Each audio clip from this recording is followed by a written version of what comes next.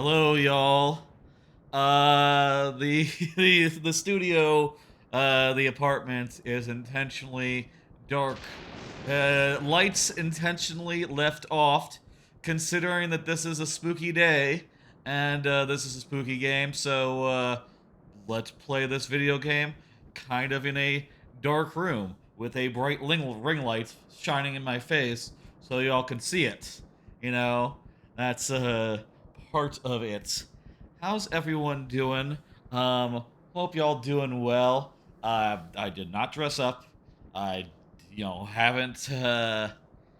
I've been pretty busy between job hunt stuff and that sort of thing. Didn't feel the need to like go out to a costume store and like peruse some sort of cheap, uncomfortable thing to wear for the duration of a live stream. Um, Crumbs or something on this couch cushion, whatever. So let me tell you what's going on today. What the deal is here.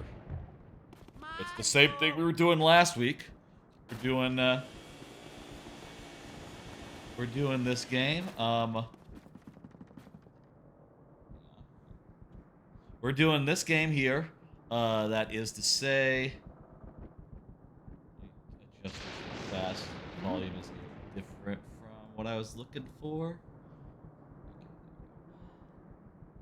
We are playing Luigi's Mansion. Now, last Thursday, started this up, as I do because I figured like, hey, it's the spooky season, it's the spooky month.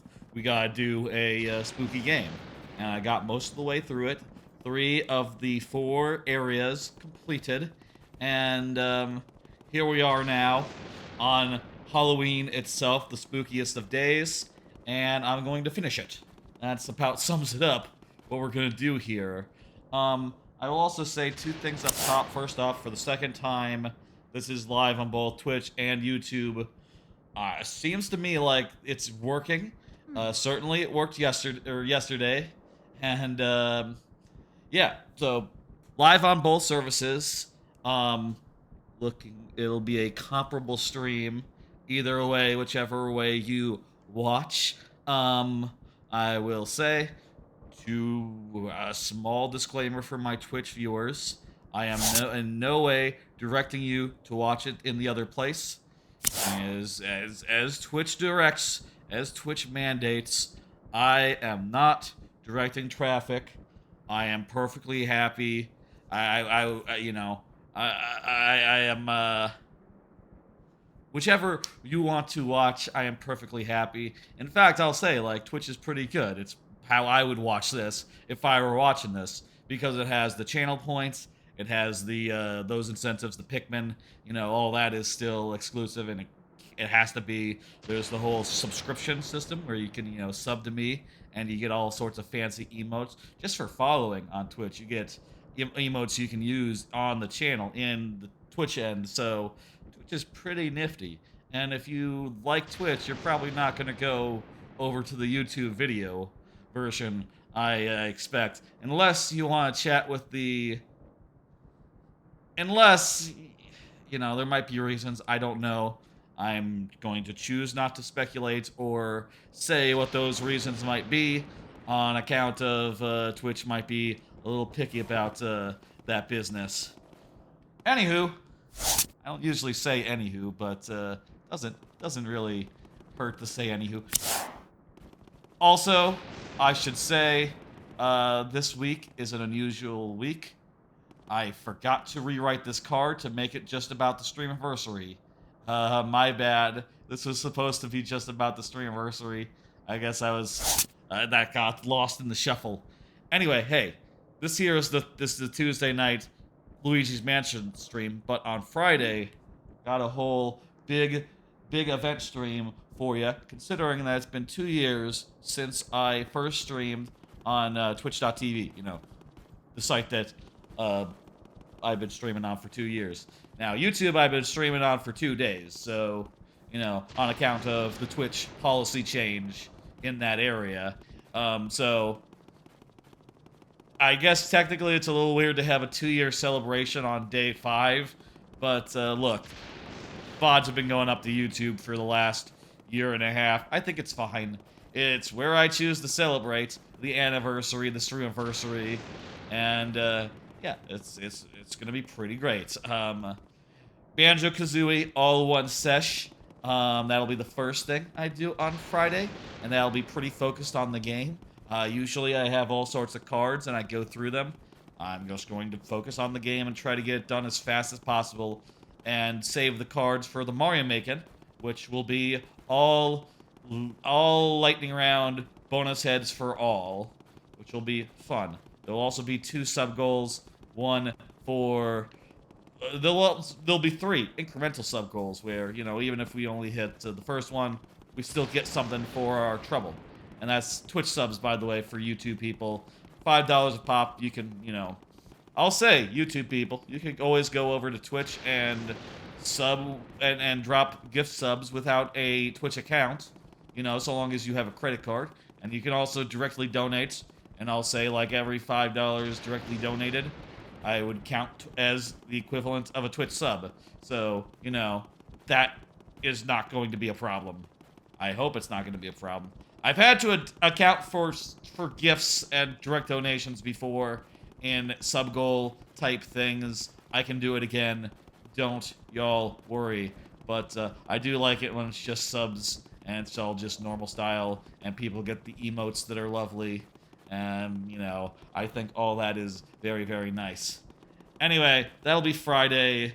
Look forward to it. Big ol' stream. I love Banjo-Kazooie, and I think it'll be fun to go through it and do it in all one session. And I'm hoping that the whole stream is just around, like, I don't know, 10 hours long, tops. 10, 11.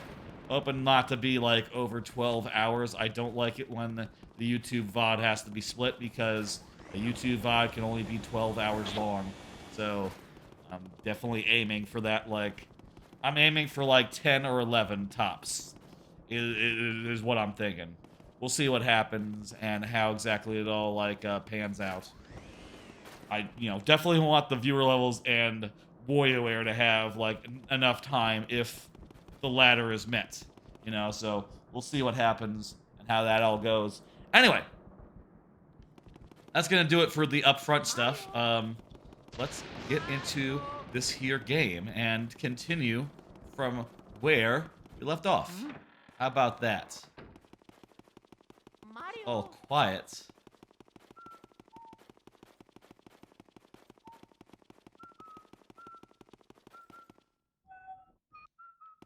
Still don't have the key for that yet. I feel like the game could be louder, but I bet when the action starts up...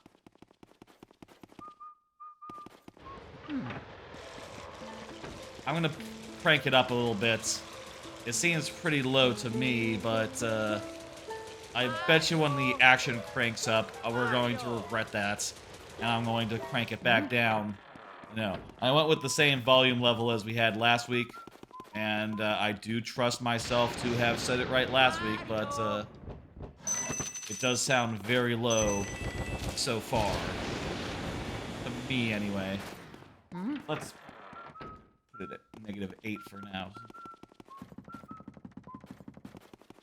There's gonna be a guy that goes oogada boogada boogada, and that's gonna, like, blow us into the yellow ranges on you know, the sound mixer, isn't it? It's gonna be something like that.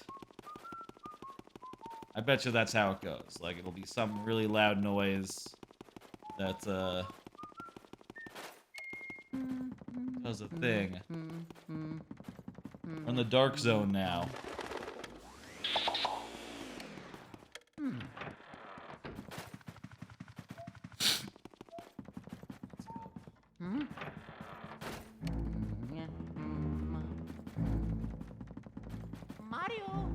Let's see how this sounds.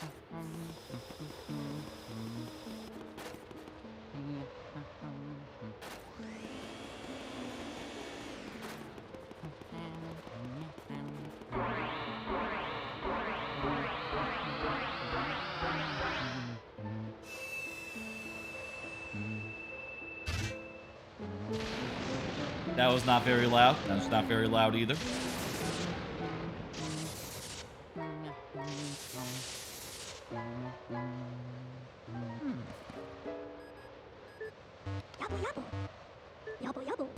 Nice. Okay, so this, I guess the first thing up tonight is the Blackout. The Blackout thing, which is a pretty cool part of this chapter, this area. They're called areas, it turns out. Last week I was calling them chapters. If you look at, there's actually a place in game where it describes them as like Area 1, Area 2. Like the ghosts are from Area 1, Area 2.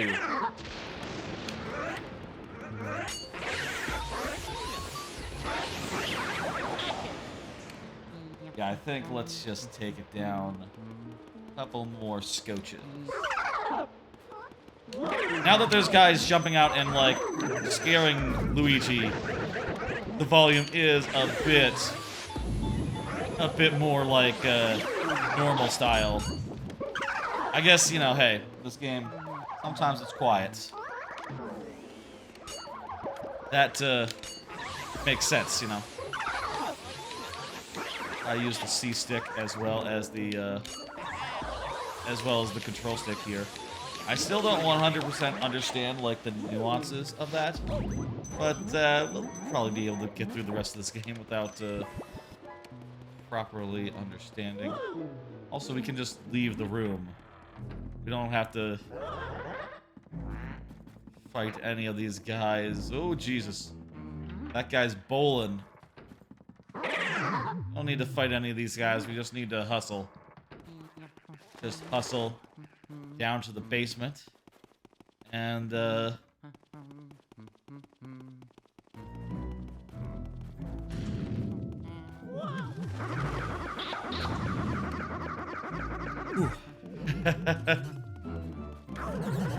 that scary. Just a little bit startling at times. Yeah, this guy's so... Okay. It's not like a key or anything that'll let us, like, not go the long way around, is there? I bet there is to be found at some point, but I don't know. We don't got it. I think it's maybe a mite bit silly that we haven't found any such key. You know, considering, like, last chapter, there were parts where we were just backtracking for ages, but okay. Okay. Let me walk to the door. Turn off the light. Everything will be safe.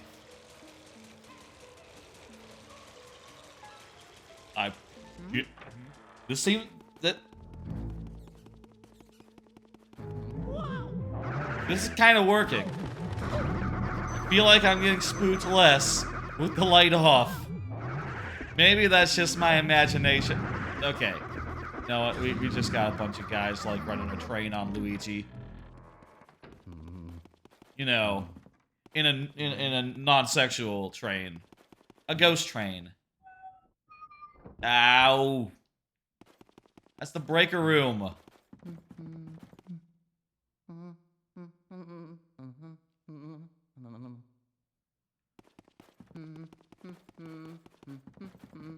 By the way, I will say, let me just say something real fast.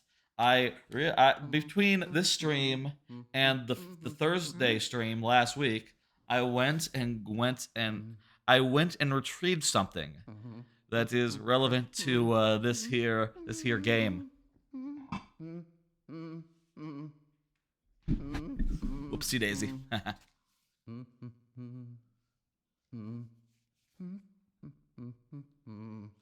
It's the Luigi's Mansion Player's Guide. So, you know, if we get really stuck, I could pull this up and have a look and see what's what. It's good. No. Games before, like, the year 2000 and I'm gonna say 2, they used to have player's guides, like everything, and people like myself used to buy them because games were hard and they didn't explain themselves very well. You know, they weren't self-evident, and you just had to, like, either go buy a player's guide, or you know, in the more modern era, you looked up an FAQ instead, and it wasn't quite as good because it didn't have a map, and you know, the map is what really tells you what's what. You know, it really gives you a good clue as to what to do. You know, shows you where to go.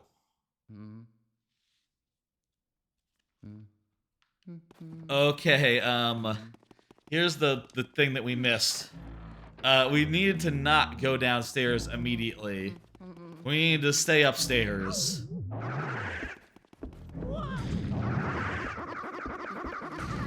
The mistake I made here, and I didn't look, by the way, I didn't look too closely at, like, all the steps involved, but the mistake I made was assuming that, like, oh, I know where to go. You know, I know where the breaker room is, so I just need to go there. No, you need to do a plot thing before you head to the breaker room. Because they gotta give you, like, a key or something. So we're just gonna, like, head on back. I think it's a cool moment in this game, I'll say. Like, just when the mansion is, like, mostly safe, and you don't have to worry about... What the hell? What was that? What's that? What's that? What's that? I heard a doo-doo-doo-doo-doo.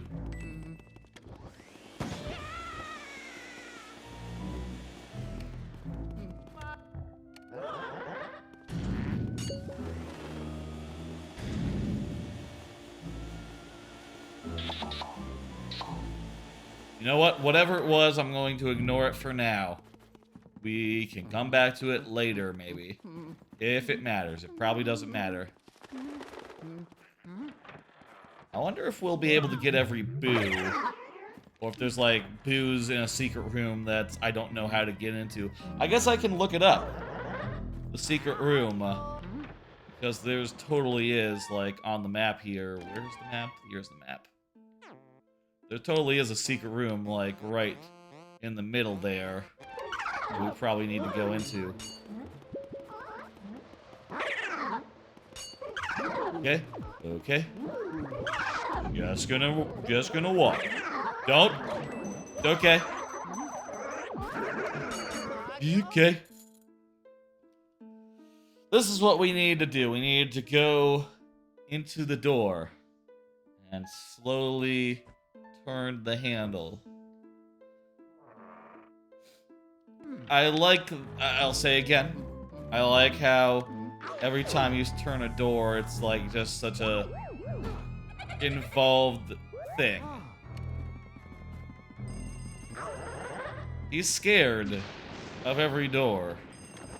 So of course he's going to, like, take forever to do it. It's like classic horror trope type thing, you know? For the phone. Oh. Different phone. Hello? It's Bowser! Uh-huh. Okay. Hello? Yeah, it's Luigi.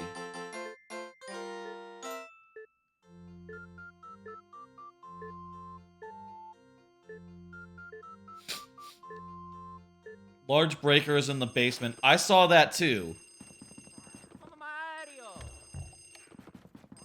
I saw the breaker too, so that's where I thought to head, but the door is locked, so, you know. Yep. Yes, that's right. There's one ghost who fled from the gallery who only hides in the darkest places. Uncle Grimly. He's on the loose, then now may be your only chance to get him. You try looking for him before you get the lights on. He's old for a ghost. How can you be old for a ghost? Okay, you know.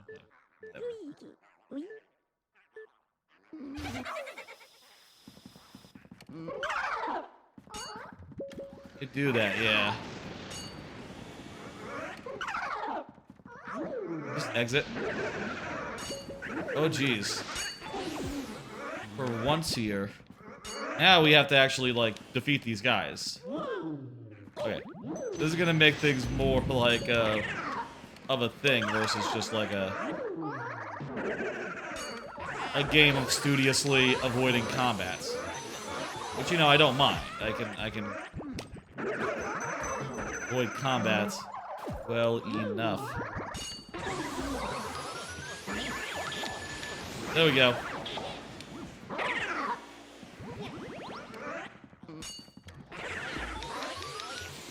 Okay, got it. Ooh.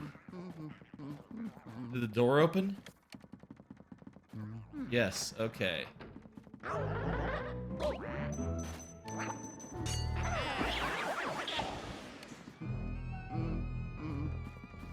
Okay, so all these doors, if they're real, the real ones anyway,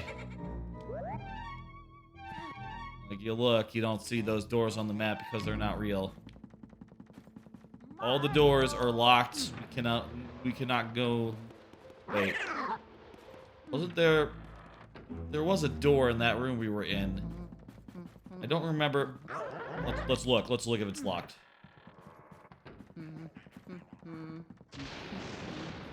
Ah. It is locked.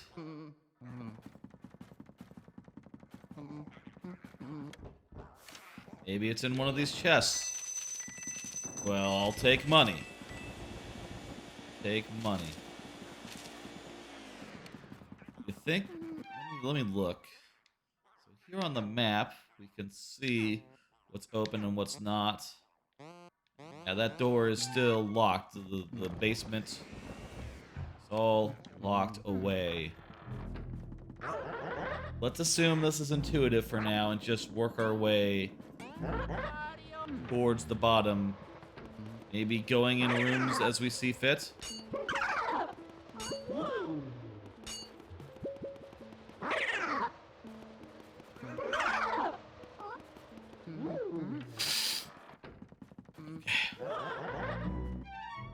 Here we are. There's a locked room over there. Just otherwise a room that we already gone in, so let's go in that room. I guess the question is, like, where exactly would this be? Do we need to, like, go talk to a toad or something? I feel like the answer might be go find our way back to Toad. Talk to Toad. Toad will be happy. Toad has key. Seems to be the pattern here. Otherwise, we could try, like, random bathrooms. And, you know, other such rooms until we find a key. I'm not liking our odds there. I could also look at the player's guide, but let's try the Toad thing.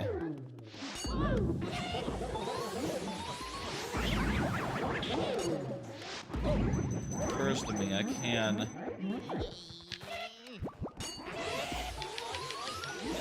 just use a mirror to, like, warp back, can I? Or is that not how it works right now?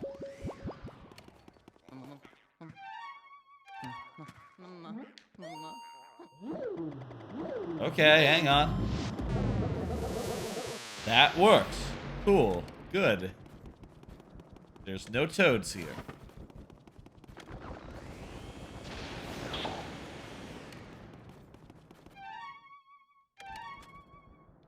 Rooms with a mirror. It was a big mirror room, right? I think it maybe was the room... The mirror room was this room right here, so let's mosey on over there.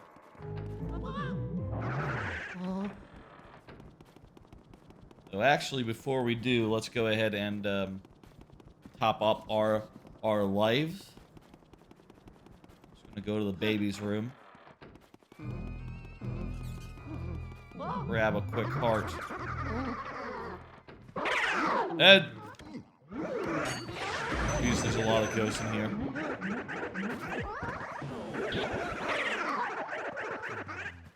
Okay, I'm still topped off. I had more than I went in with. let's mosey on out of here.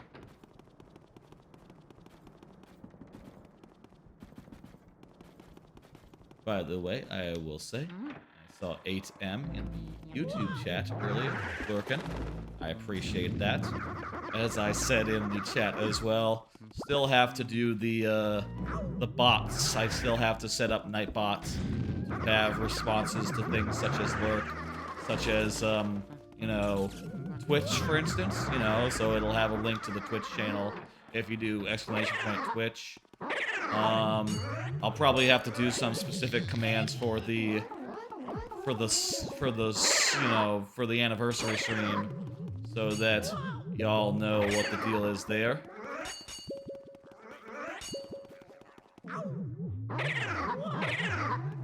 We'll be here. Wait, no, this isn't a giant mirror. This is a projection screen.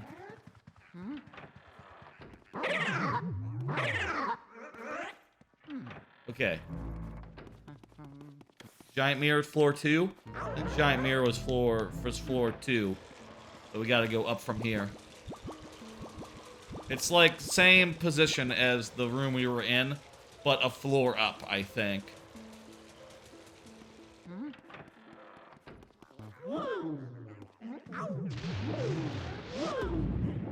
There'll be a number of commands like that. Also, I will say I have been like, one other thing of like Twitch exclusivity that I should probably mention is that there are on Twitch you can clip things very easily, and people do clip things on occasion.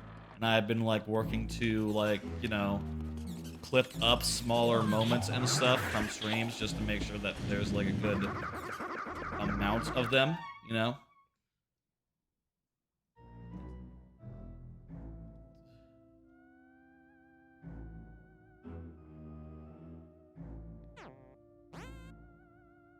Right, there's the whole introductory corridor situation here. These here rooms.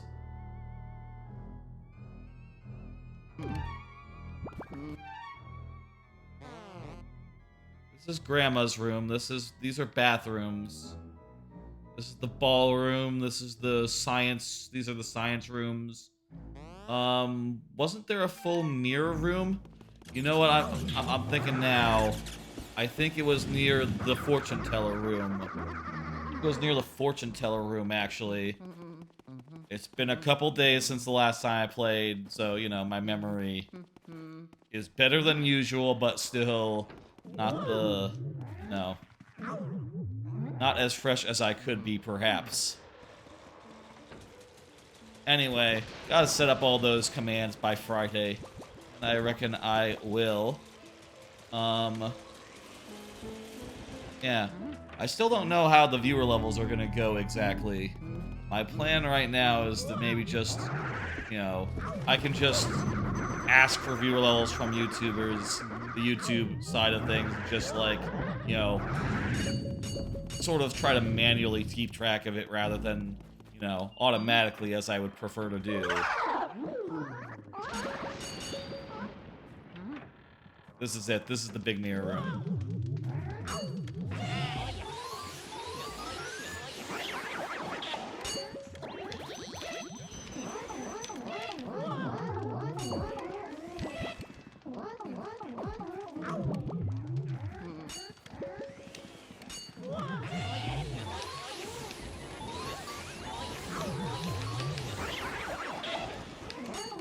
Okay. Are you aiming up? Anyway, I'm gonna be working on those chat commands, making sure that it's all up and good. I guess I'll also have something that responds to, like, add with, like, I'm sorry for the time being, I do not have an actual bot, but I will try to accept levels from YouTube on an ad hoc basis. Like that.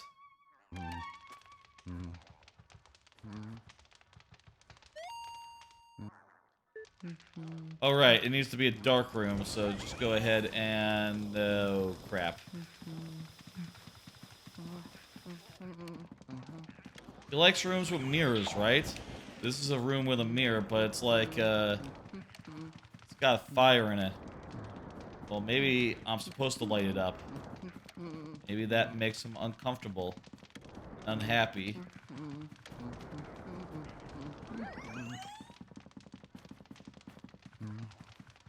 I'm gonna consult the old player's guide. Let's do that rather than mess around a little bit.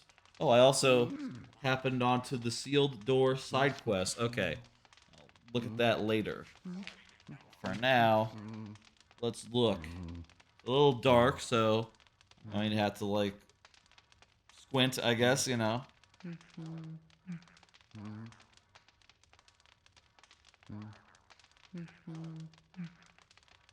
It'll have you searching rooms that have mirrors. No, it's a different room. Okay. Not very specific, but, I mean, the hint was not very specific, so I guess, you know, it makes sense for me to think, like, yeah, it'd be the room with the big giant mirror then. But, no, it's not that one at all. It's a different mirror. In fact, one that was not very far from the teleport point. I guess all of these are not very far from the teleport point. Huh. Noticing now that if I'm, like, expelling an element, such as fire, it seems like the shock state does not, like, okay, actually, yes it does. It totally does. Okay, well, never mind. Like sometimes it's being skipped.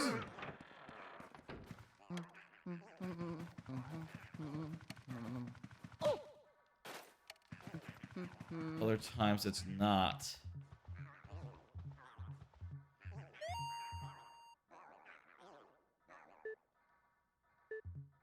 No one will find me because I'm old and cranky and people are afraid of me. It's not a good hint. Okay, well, you don't need a hint. All you need to know is, like, he gets scared, and, you know, that's your time to move in.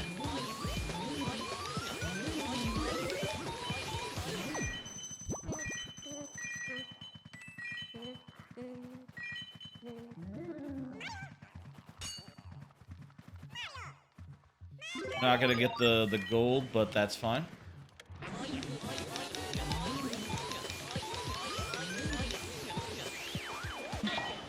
I wonder how big our house will be at the end of all this.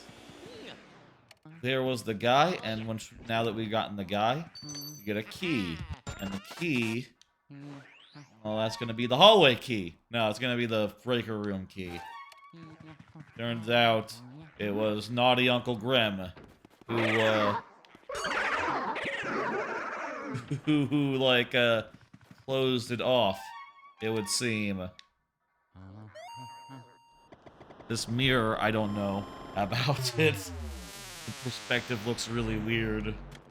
Maybe just Luigi is relatively short, so... Okay, here's what it looks like when we're looking in the mirror. Here's first person. Wait. There's the camera in our hands. And... it does really look like this is just what Luigi sees. Camera's down there. Whatever, it doesn't... It's fine. Hey, it's the GameCube. What do you want? That's, not really a concern, I bet. Whether the point of view is actually from the camera or not. Even modern games would probably, like, rather fudge that than, you know, make it, like, realistic or something. Because, like, yeah, it should probably be a first-person camera.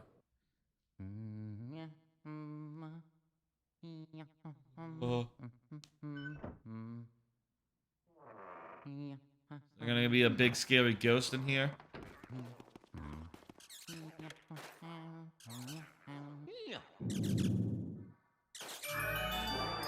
Hey, no it's not. No, there's not. All right. Blackout. Taken care of.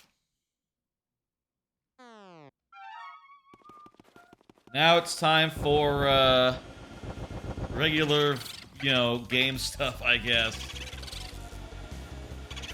Now we're just gonna... We got regular mansion stuff to do now. Wait, there's another ghost in here? Probably just like a ball or something.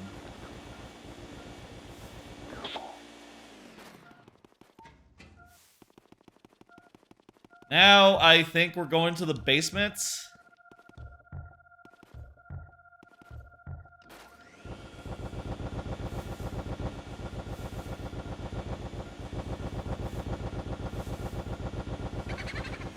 Oh, yeah, it's a ball.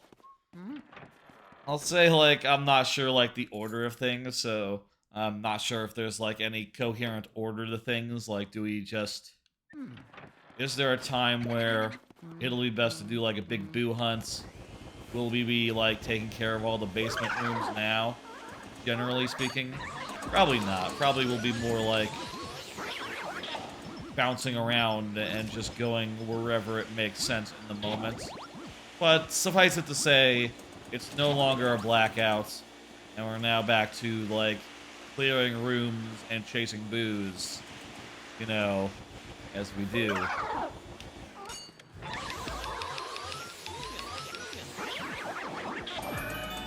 That was an easy room. That was an easy room.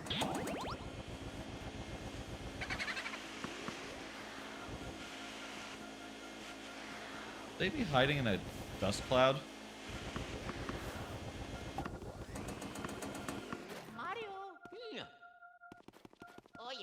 It looks like he's hiding in this with the key. Probably not. All right, we're heading back upstairs. See, okay, so good idea to not like frame this whole like sequence around like, oh, geez, the money's on the ground and I'm on the ceiling. So this isn't like a basement part. This is just us doing normal Luigi's Mansion stuff. Exploring and doing whatever, you know?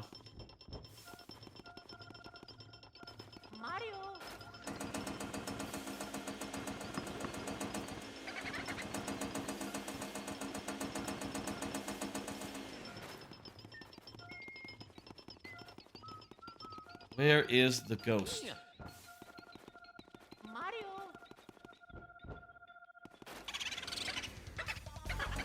Euripides.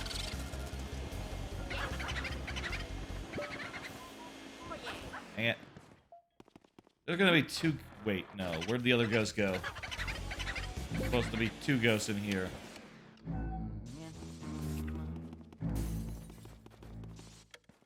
Alright. Whatever.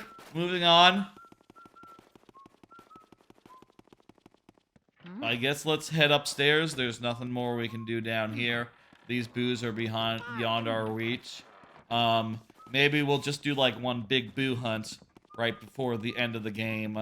Probably would be better if we hit them along the way as we encounter them, because I don't necessarily want to be like traipsing up and down the mansion. I suppose also, is there like a screen that shows you all the boos? Oh, right, it uses the C-stick to control this, like, cursor.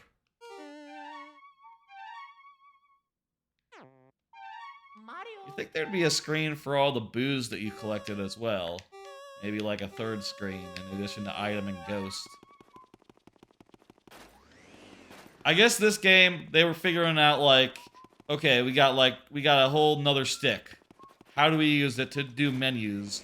And their solution was, oh, okay, we're gonna have, like, the left stick control one part of the menu, and the right stick is gonna control the cursor. And, no, that's not how anyone did it after Luigi's Mansion. That's, not the way forward. Not the way of the future. But, you know, nice try anyway, I suppose, hey. Everyone, you know, they had to try it. to know that it wasn't quite, that's not going to be the standard, you know? Just pop into this room, make sure there's no ghosts. Just quick ghost inspection.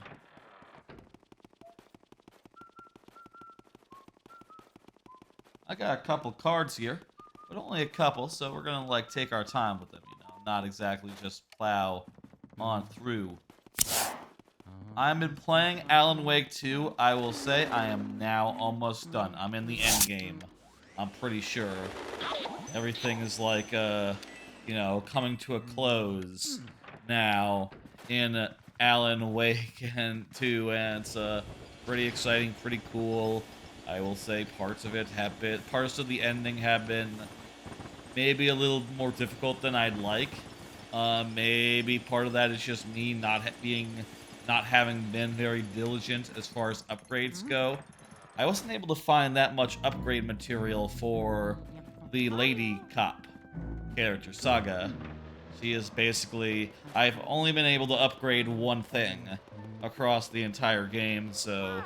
Seems like I probably should have found more lunch boxes or whatever has the upgrade materials in it, but whatever. I feel like I've been lost and wandered around that world enough. I feel like I'm ready to just, like, bring it to a close. And if you're wondering how long it's taken me, I think my file is at, like, 20 hours or so, 18 hours. So I would say about 20 hours, yeah. So, yeah, pretty damn good. I'll say I've been really enjoying it. And no, I feel like I had, like, a number of technical issues and a number of, like, complaints about, like, resource scarcity and stuff. I gotta say, I'm just really, like, I really love a lot of what they've done with the plot and the premise, and, you know, it's solid as hell. If I were to say, I'd say, like, it's not as good as Control, and because it's, like, rough in places, but they do bring in some amazing bits and put together some very cool little sequences and stuff.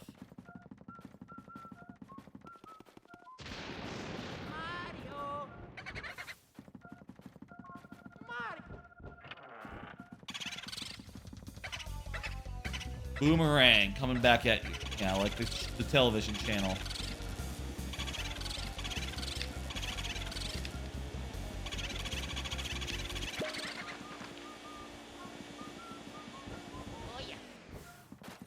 Should I even, like, check for the other one? It's probably just gonna be a ball. Bro, there's such nonsense.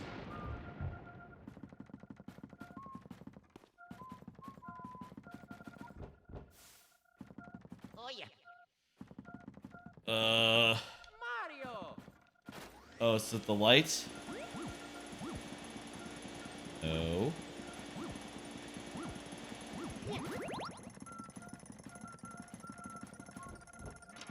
Oh, the dealer chest. Cool. Anyway, Alan Wake 2. Really thoroughly enjoyed it. I feel like it's good enough where... It's good enough where I honestly wouldn't mind and wouldn't be opposed to having it on my my top 10 of the year. Like, I feel like it's a good solid number 9, let's say. I would be happy if it made the list there, but also let's see how Persona 5 Tactica is, because, you know, and WarioWare Move Hits and Super Mario RPG. There's still some games in the year that could easily make my list, but we'll see.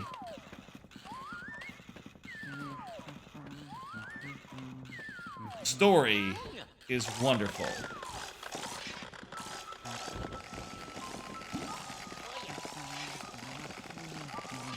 All right, army men, let's take them out.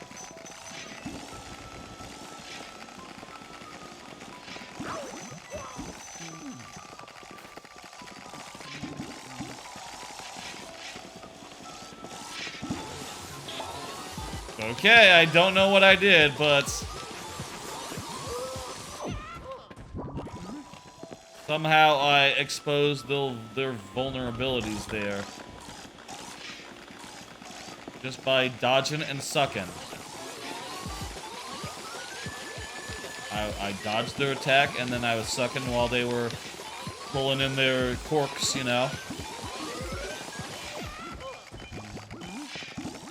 This is probably gonna be a bronze, I'm feeling.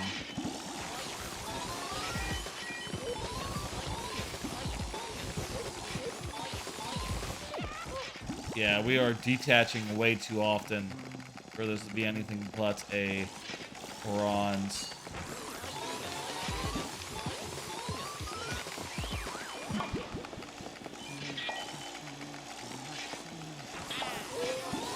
In that case, he didn't even shoot out his cork. I don't know how I did that.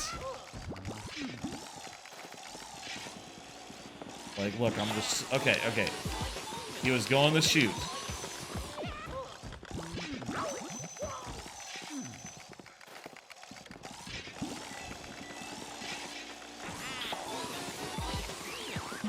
Is it, like, sucking up the plug or something? No, in that case, his gun was up. There was... I don't get it.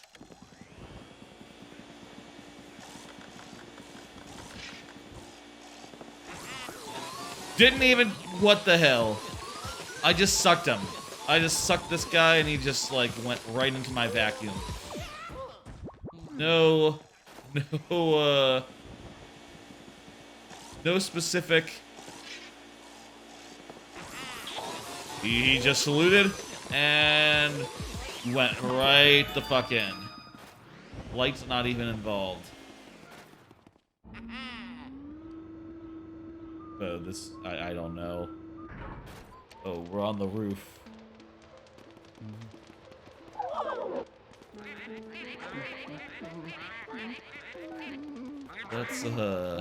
Let's get that boo before we go onto the roof. How about... Also, I'm curious. I'm gonna pull out the old strategy guide. Let me see. Grimly, power on. Dustbuster, light it up. Toy soldier, tirade. Let's see. The gallery ghosts of the clockwork room are cork-firing toy soldiers. You can make them come to life by winding up the room's works. After you have interacted with the 3 wind-up clocks, the soldier will begin to march. Aim your nozzle towards the soldiers and start vacuuming. When they pop their corks, they'll become vacuum vulnerable. I don't know about that, player's guide. There was clearly cases where...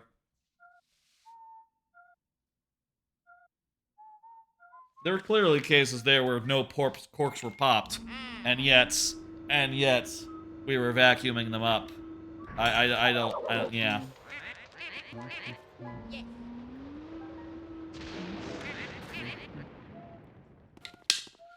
I'll say with Alan Wake 2, I'm sort of torn between a 4 and a 5. Again, really impressed by, like, the story, and, like, I've just found it to be so compelling. I've been wanting to tear through it, you know, just play, like, 3... You know, the equivalent of, like, 3 chapters of it rather than just 1, right? You know, do, like, one thing as Alan Wake, one thing as, Saga, and just rinse repeat until, like, you know, the whole game is, in the books.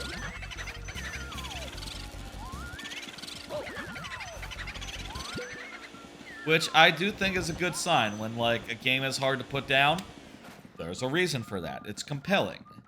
The mystery is interesting. You want to know what happens next, because it's good.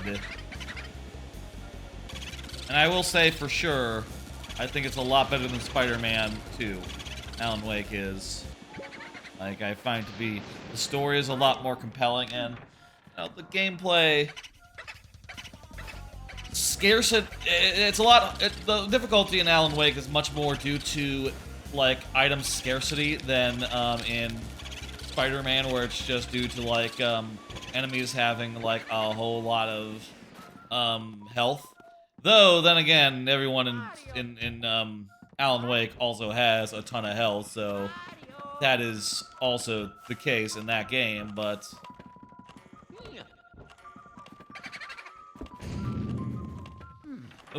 I would still give it, like, a significant advantage. And also, I will say that, like, since I started Alan Wake, I have not felt the need to, like, revisit, continue, etc. I have not felt the need to continue with Spider-Man, and, you know, I think that says something. You know, it says exactly what I've been saying the last couple of streams where I talked about Spider-Man, and I said, I don't know if it's really doing it for me. You know, I feel like it might be not as good as the first game, you know, and also less good than Miles Morales, which is, you know, a step down from either, you know, from either direction. It's just, like, not quite doing it the way that I like. What happened to that other ghost? There was a ghost that went into this hallway, and then appeared to have disappeared.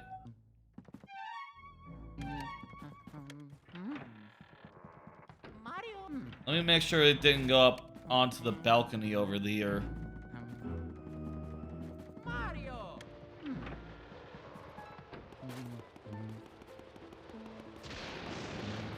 This is a rather large balcony. You could do, like, practically a rooftop party here.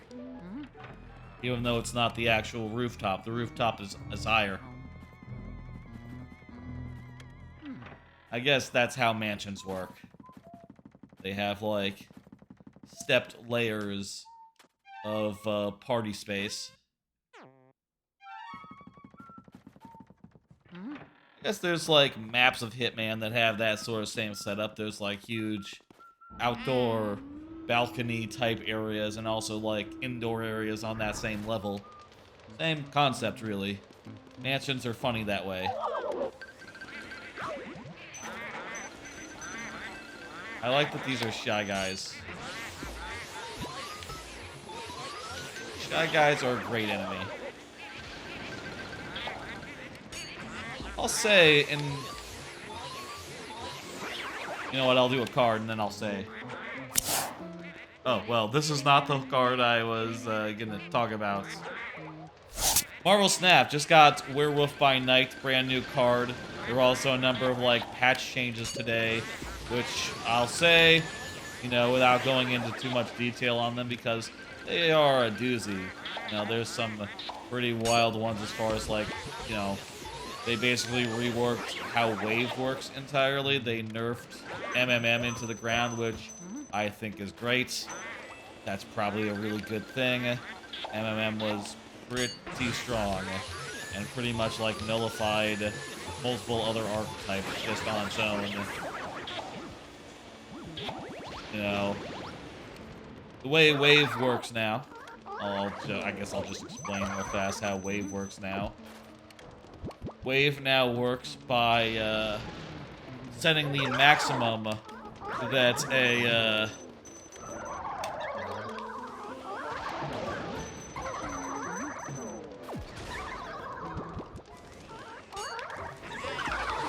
instead of previously, it set the price of all cards to 4.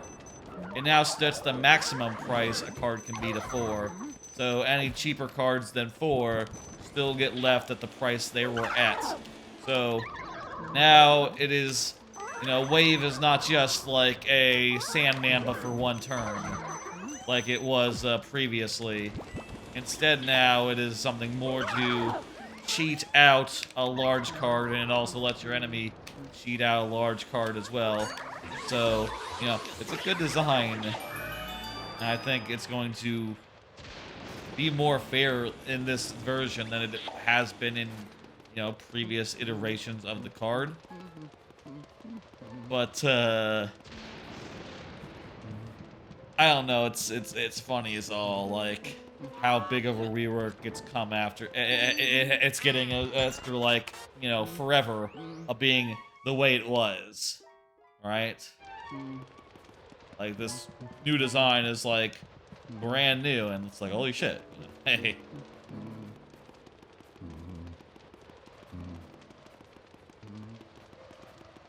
Anyway, I'll say I'm really happy with those balance changes. I think it's great that they are like making big changes. Also nerfing the weak cards that no one got last season. That's an interesting choice. At least it makes it so that if you like randomly happen to get those cards now, you're gonna be like reasonably happy rather than like moderately upset.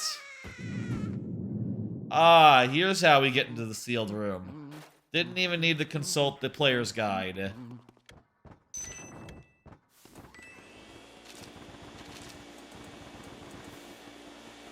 Very good. Anyway, with Werewolf by Night, I made a Werewolf by Night deck already. Like, you know, today, this afternoon. I don't think it's a very good deck yet, so I'm gonna hesitate to post, you know, to show it. And also, if I'm, you know, being honest, like, I'm still, like, I'm still in a state where I'll probably just, like, continue to be tweaking it for, like, the next couple of days. If not, throw it out altogether and start fresh. I started playing Werewolf by Night, which is a move card that moves to a location when you play an on-reveal card in another location. It just moves there and gains some power. I watched some videos on YouTube, you know, as I do, from, like, the Snap community, basically going over, like, synergies with that. One of the ones that really intrigued me was Heimdall, because Heimdall usually, like, moves everyone outside the Heimdall lane if you play it on the right location, leaving Heimdall all alone. Except with this card, you can have it so that this card jumps to Heimdall's location, making Heimdall, like, a pretty big presence in his lane, in addition to Werewolf by Night. That said, it does leave the other lanes, like, a little more empty for it, so it's not, like, the perfect solution, I guess, but I don't know. I think that a move deck has potential. I also have played before, like, a surprise move deck where Heimdall is, like, a not obvious component of the deck where I just try to, like, fool the player. Fool the enemy in committing to lanes where I have no interest of sticking it out. But I guess if I had that card in it, you might suspect that it's like a move deck. Or maybe that card is like going to be in other archetypes, so it's not going to necessarily clue them in that my end game, my big special move is moving all my cards one location to the left and hoping that results in them finding themselves in a more easily contested lane. Oh, we did. Looks like we did have to go to this room. I guess. This room isn't, like, strictly optional or anything. Huh.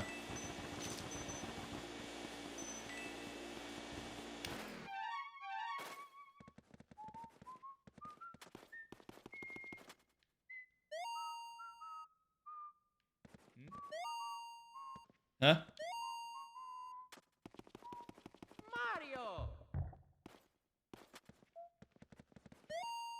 Okay, how do I get out of here? Oh, you know what it is? There's a mirror, isn't there? Yeah, I'll be behind this towel. Don't cover mirrors and towels. I guess people do cover mirrors in, like, sheets, you know. You picture the traditional abandoned house. Everything is just covered in sheets for some reason. No. The archetypical abandoned house is covered in sheets. I don't know why. Keep the dust off, obviously, but why would you care? Who... Like, if you're abandoning a house, do you really care if it gets all dusty? I don't know. Do people do that, like, when they have an abandoned house? I know people, like, have, like, dust filter things, you know, and, like, some people have all their furniture, like, covered in, like, laminated, right? Basically laminated. Seems pretty ridiculous to me, though. Maybe it's like a similar type deal. Thought I had the key.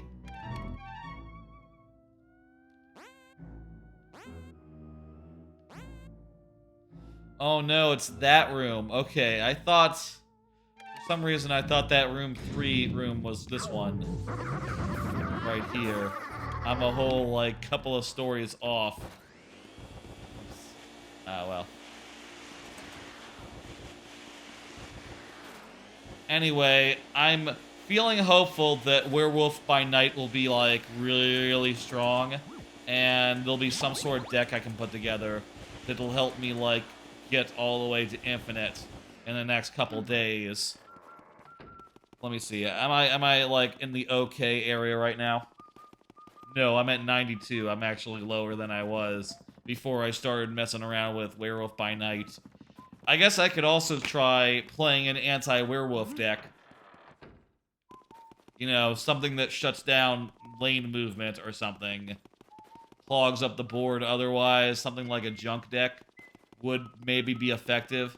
That said, we got, you know, I think one of the best synergies with Werewolf by Night is, like, destroy cards, because, you know, they destroy a whole lane, and then Werewolf by Night has plenty of room to, like, move in, you know. A destroy deck works great, combined with other archetypes that need space on the board to do their thing. You know, so I wouldn't be surprised if, like, a destroy werewolf happens to be the one that takes off, you know? Like, that archetype totally has space to spare.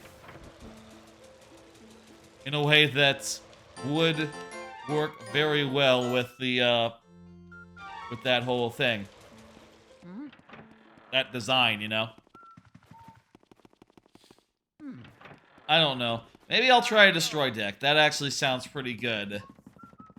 I'll say, like, my traditional destroy strategy usually relies upon Nimrod or maybe Phoenix Force. It doesn't really have, like, the need for an additional card bouncing around, taking up space.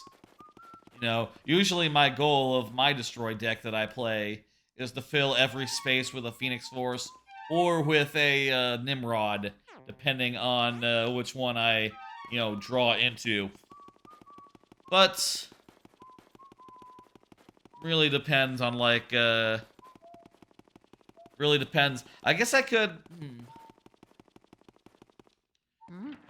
Yeah, I'm not sure, Need to work out the details of that and, try out more decks. And probably also watch, like, you know, I'm sure over the coming days... Ooh, Dippy. I'm sure over the coming days, like, Marvel Snap YouTubers will have, like, all sorts of powerful decks that they will be, like, workshopping up, you know? Probably try, like, I'll look at, like, a destroy variant of that and probably see if I can do a thing. I think the traditional destroy, Werewolf by Night works really great in. You know, a destroy that's just, like, looking to build up like a bunch of cards and destroy them. Like Wolverine, you know, Winter Soldier, etc. If you're that kind of destroy deck and not one that, like...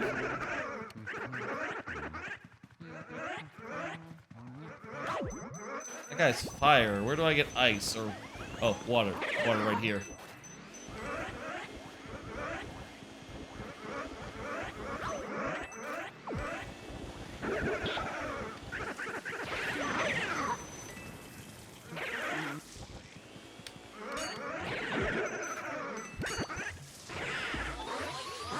Go.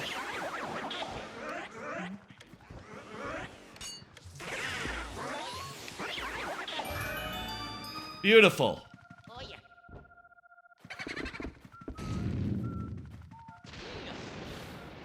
Oh, yeah. I like in this area, there's like multiple places we could be investigating. That's pretty nifty as for a change of pace. Whereas before it seemed like, yeah, it's just one. I guess that's not true. In the last area, there were like 5 pieces of clothing that you could kind of find in mostly any order. Not sure if it was literally any order or if it, you know, you were sort of guided from one to the next.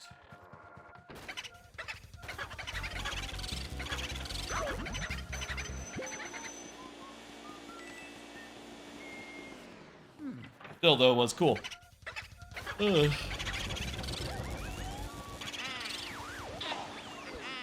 There we go. Ba-ba-da-ba-da-ba-da. I bet a destroy deck would be really good. People have also been considering like a Silver Surfer deck. I feel like a Silver Surfer deck is just gonna have two. You're not gonna be able to like find enough room on the board to actually make that work. Oh geez, this room is upside down. The guest room.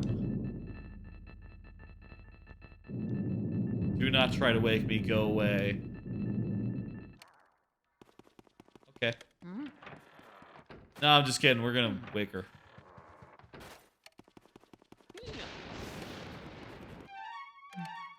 It's gonna say something like, I do not want to wake up. Go away. What? I won't wet the bed. Okay, well. At least something about these dollies. How about fire the bed? That's the clue. We have to go get some water. That is actually a pretty decent clue. I feel like you wouldn't probably think like, I have to make this ghost think that she's, you know, I was about to say, let's just say wet the bed, you know.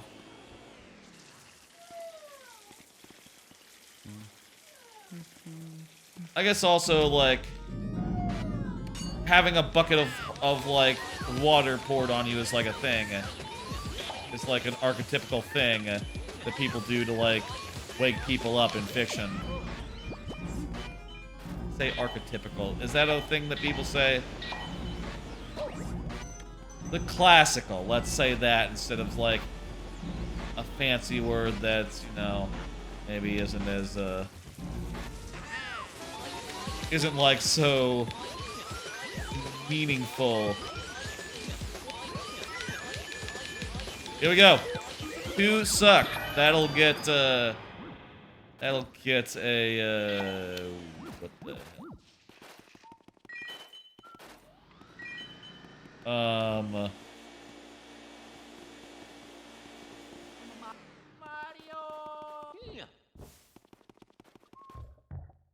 You think if we exit and re-enter, this will be right side up?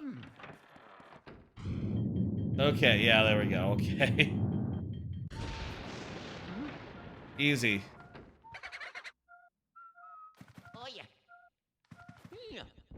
Will this be the... Oh, that's just money.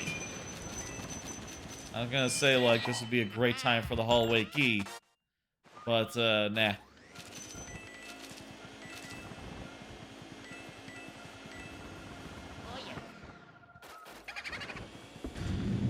Where's that ghost?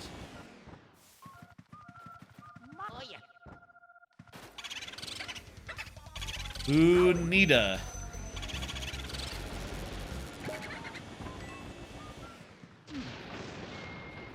Decent name. Bad. Boo. Try again. 50. 30, 20.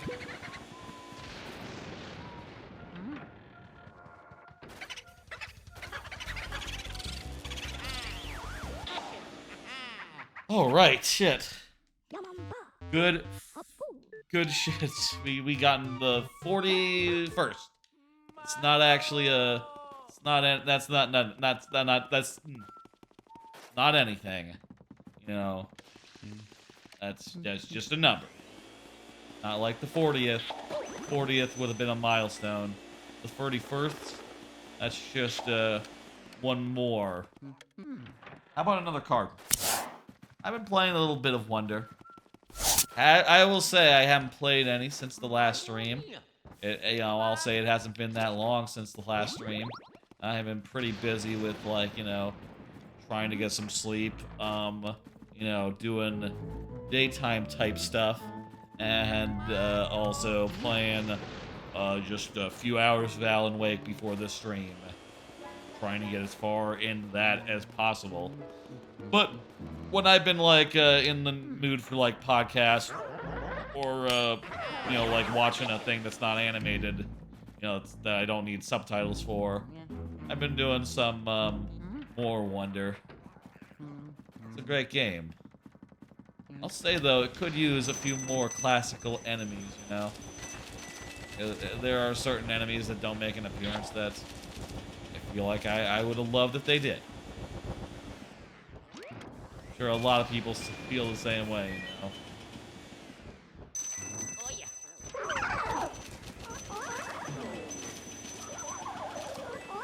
That said, I love the enemies that are new. I think that it's great to have a whole crop of new enemies.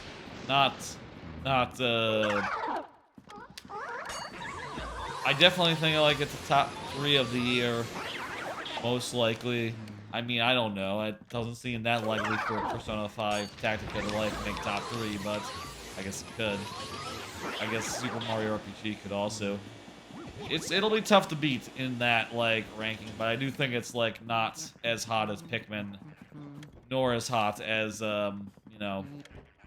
Zelda. Zelda is just the. I don't see Zelda being beaten this year. I just don't think it's possible.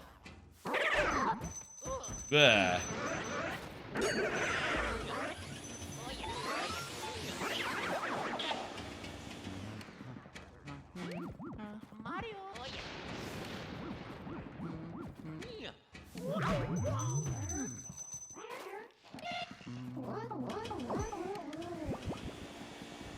It looks like these ghosts are like overlaid on the background, so they're like, on top of things. Also, I'll say in retrospect, when I was talking about Alan Wake 2, seems silly that I didn't mention it's also a game where you shine a flashlight at enemies to defeat them before pulling the right trigger and doing a thing to them that'll actually put them down. Except in that game, it's gunfire rather than sucking them up. So it's a little different.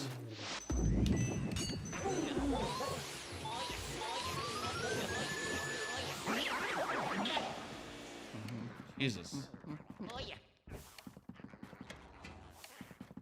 Thought I knocked on every suit of armor. I guess I'm assuming that these lights are coming on. And that there's an amount of, like, fucking with stuff I can do that will get everything, everything sorted out, What is Link doing? Oh, there it goes. Okay, you know what? We're definitely getting new enemies when I'm interacting with new statues. There we go, okay. That was correct. That was correct. There we go. And now we go down to the basement. Well, this game is this last chapter especially is a lot of like, you go down, you go up to the ceiling, you go up to the ceiling. You go up to the top floor, you go down to the bottom floor, you go up to the top floor again, back to the bottom floor, then back to the top floor, bottom floor, top floor. Just keep on going back and forth until you get really tired and, you finish. I'll say I'm happy that I didn't, like, try to push through on Thursday. Feel like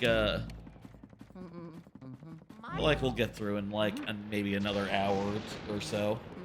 Which is about a good length for a Tuesday for a Tuesday stream.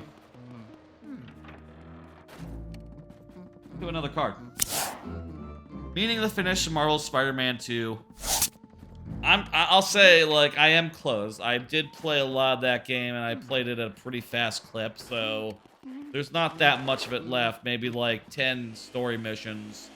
Each of those story missions is liable to be an hour or two long, so, you know, that's...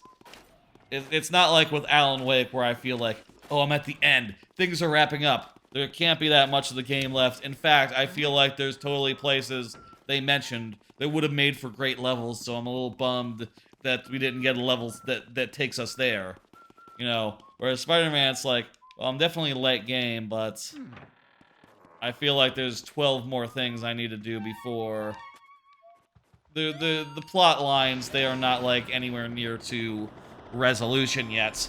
And also, I know that each of those missions can be very, very, very long. But all the same, I do want to do it. I do want to finish it, and I probably will. Probably in the next few days, I don't know. I guess, you know what, with Alan Wake 2, I'm pretty sure that, like, yeah, tomorrow, the next day, I'm 90% sure I will finish that game.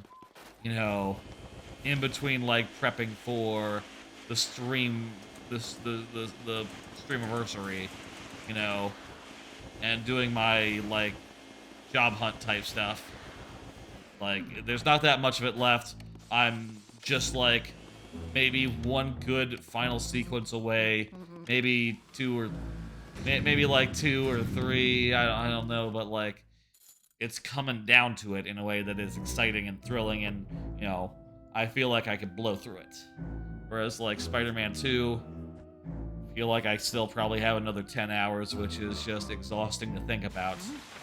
But I reckon I will get through it sometime in the next week or two, if I had to guess.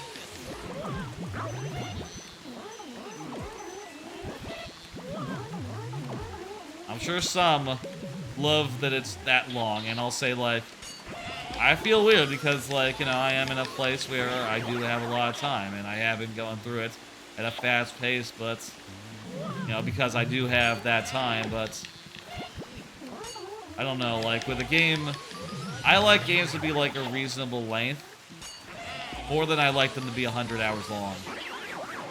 You know, and the longer they are, that just feels like more to get through to me, oftentimes.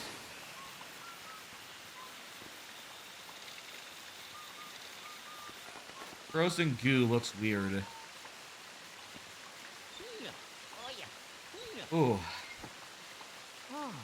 What did I... Okay, that's...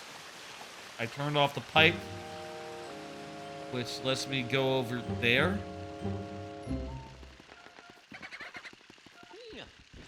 Okay. This the hallway key? No, it's gonna be a key for a new place. One of the other basement rooms. Oh yeah. Mario. Oh yeah. Anyway, again, I'll say of Spider-Man, I'm not really feeling it as much as the first game. I think that the plot was just a little bit better in that one. The whole Doc Ock arc I found more fascinating than the, like, I'll say with the Doc Ock, I guess it's funny, actually, that the Spider-Man games sort of mirror the Raimi Spider-Mans, but, like, a game behind, because the first game was all about Doc Ock. That was, like, sort of like the main villain thrust. After a starter villain, you know, sort of got taken care of in the first half, I suppose. The second game, though, is instead about Kraven and also Venom as, like, a late game enemy, and that is, well, Kraven isn't, but isn't, like, from the movies, but Venom makes for a very movie 3 thing, and I'll say, unfortunately, I think that while the Doc Ock stuff in the first game was, like, as good or better than the movie version of that, you know, the Sam Raimi version of that. I do think that Venom Peter Parker is done better in Spider-Man 3. You know, the scene. I think of the scene where he's dancing like a ding dong. You know, I think of that scene in particular, and I just say like, yeah, you know, this might be more comic accurate or something. You know, maybe he doesn't usually dance like a jerk off all that often in the canon. But I just can't help but think it'd be funnier and more fun if he did dance like a jerk off, you know?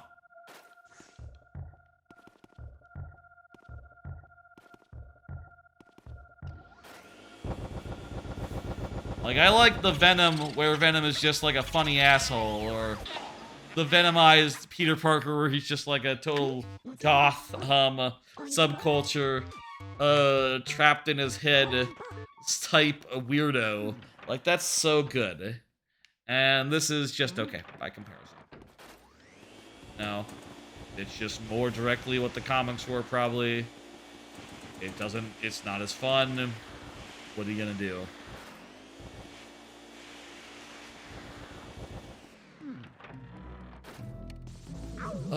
That was the ghost from that room there, so let's go ahead and go into the Frozen room. Not the movie Frozen. It's a cold room. Cold storage.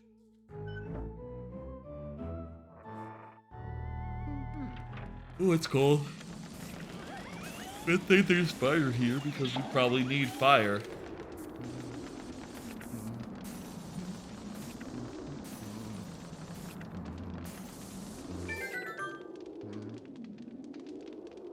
Wait.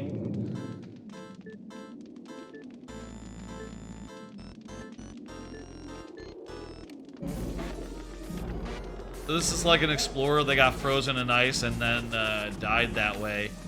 And he is anti-fire. He likes to be frozen.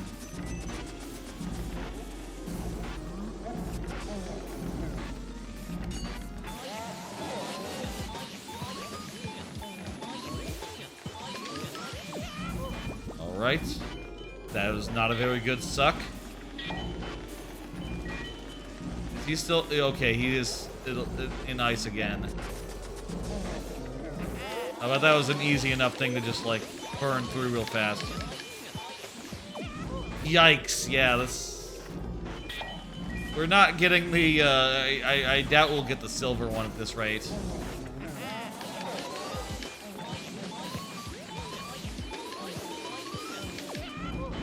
I wonder if there's, like... There must be, like, a speedrun category where they get all gold or something.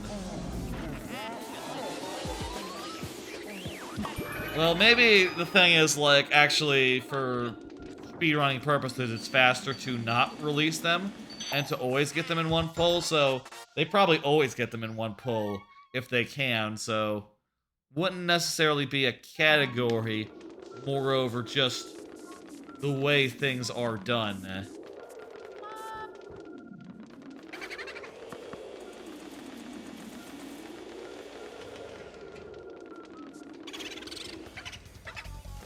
Boulder Dash. Wow. You know what? This room sucks for catching ghosts in. Oh yeah. I think there's another ghost in here, so that's great. Oh yeah.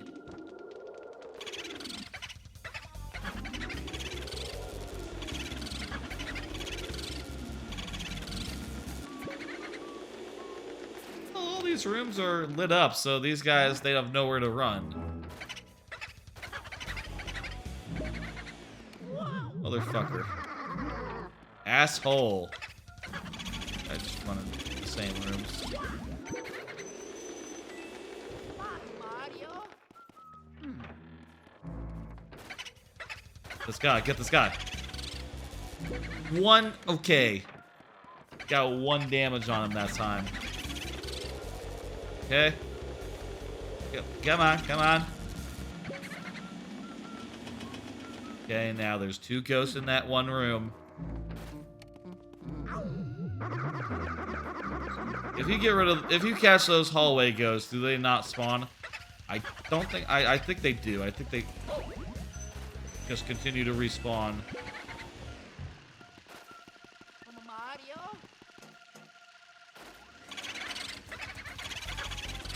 Okay, okay, we got one of them. I stalk booze like a master. I don't know about that. I'm a nice guy. Luigi. Jeez, there was 3 ghosts in this room. Too many ghosts for a room. And now... Okay, where did that one ghost who was here go? Back in the room that he's from? No. Into this room? No. I'm confused what happens when there's a ghost that arrives in a room that, you know... You know what? This is here to be a shortcut. I figured out now what the ceiling is for. It's for getting around the dust. That must suck when you have a room so dusty, it's just like, well, just make it so that you can walk on the ceiling. That'll be better than having to go around the... That'll be the best way of dealing with the dust problem. Just ignore it. It'll always be building up. There's no winning against the dust.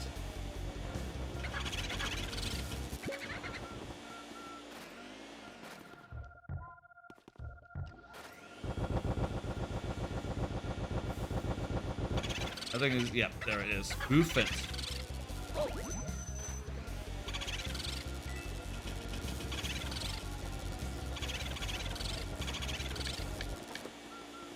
Huh? He's still in the room. He was still in the room there. Okay. Again, we're just gonna do the ghost as we see him, as we do them. That makes more sense than saving them to the end or something.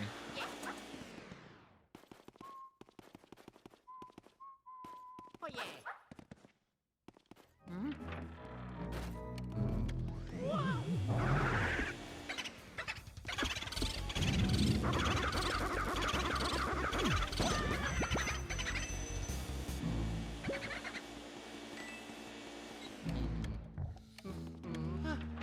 This guy went into this room. Take care of this guy before we return to the other place. Oh, this guy is dead. I mean, they're ghosts. They're all dead, but... You know. This one is, hosed.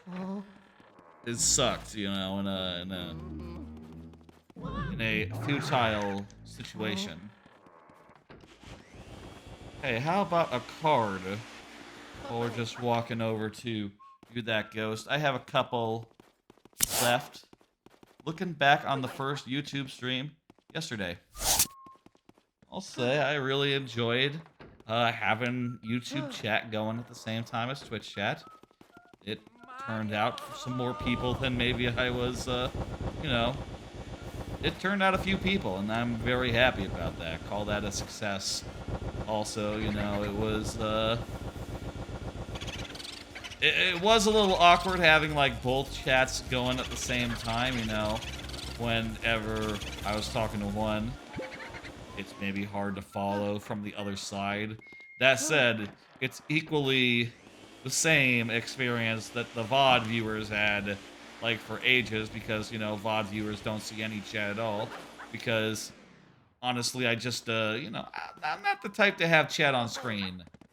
I like to have chats be in chat, and I think that that's sufficient. You know, more power to those who do it the other way, and that's how, you know, that's their thing, but not my thing.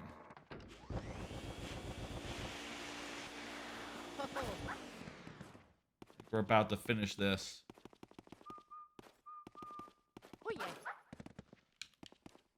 Oh yeah.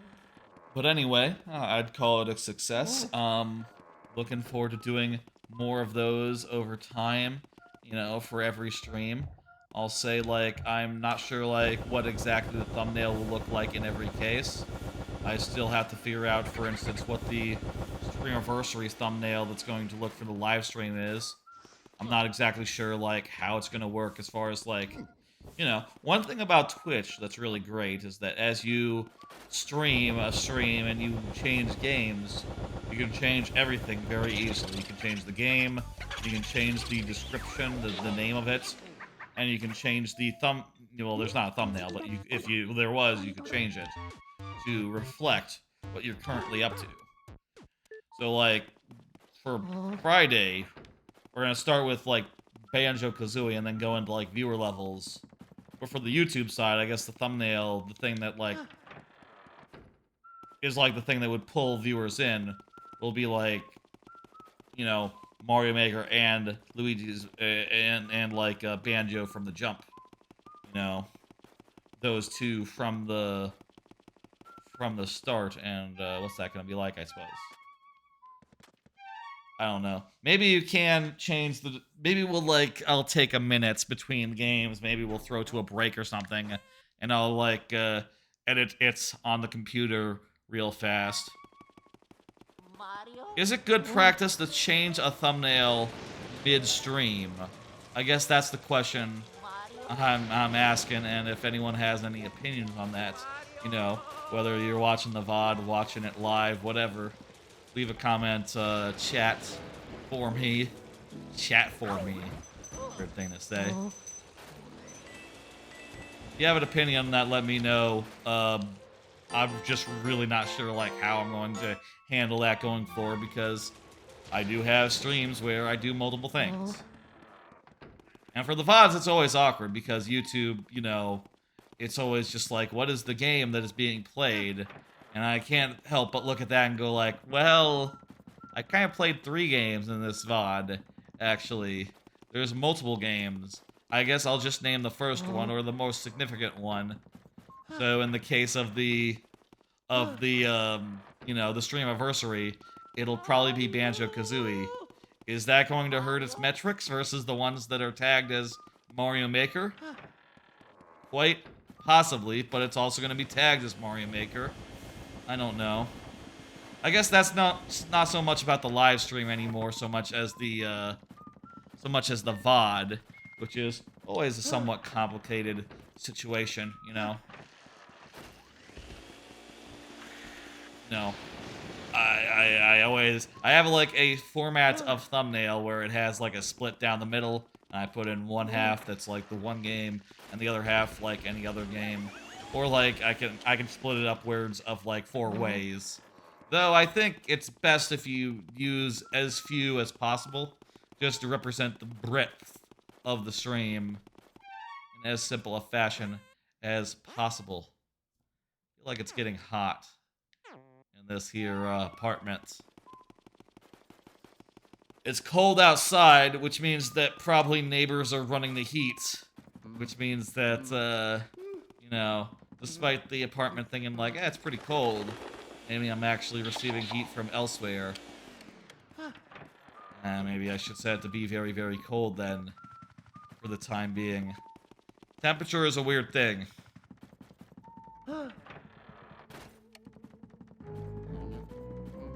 New room, let's go.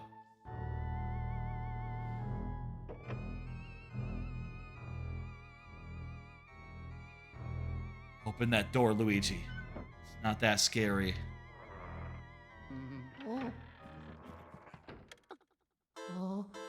Oh, this is Vincent van Gogh. Facing off with him. He's the one who's been making all these, like, minor ghosts. I suppose these other ghosts are gonna come back a lot in coming, in the rest of the series, so... You know, I guess they like came to life beyond the scope of like Van Gogh's creation. Maybe they bred or something. These like fictional ghosts.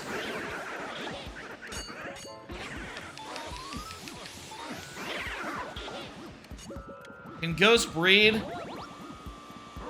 I mean, I think that's...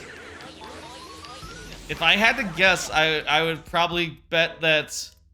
Are boos dead, or are they like a species that just, like, procreates normally?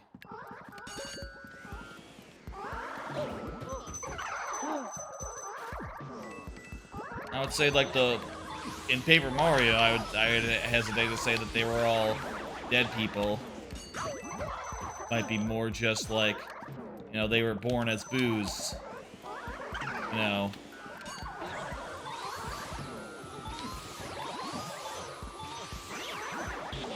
Like, who is Lady Bow if she's not like the...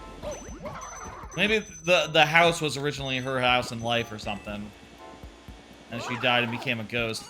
It's not really that important, I suppose. Probably should have gotten some health before I came up here. In retrospect. There was a perfectly good place for getting health, too. Earlier on.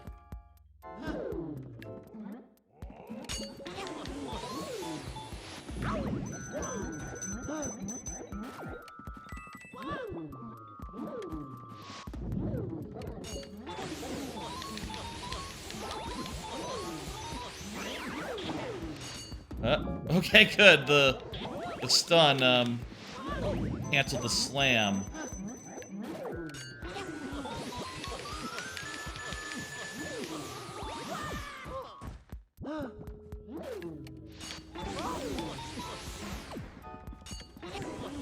You know what? We're gonna use some strategy. So long as the guy's gonna disappear, might as well switch to the other guy who's not. Also, you know what? Hey, we're getting hearts. That's good. Got 2 of them. Ah, but the third one...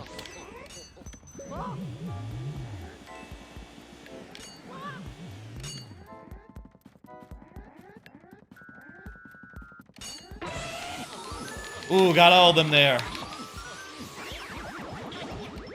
And not only that, got enough health to get up to like half, over half. Fantastic. Oh, nearly full. Beautiful.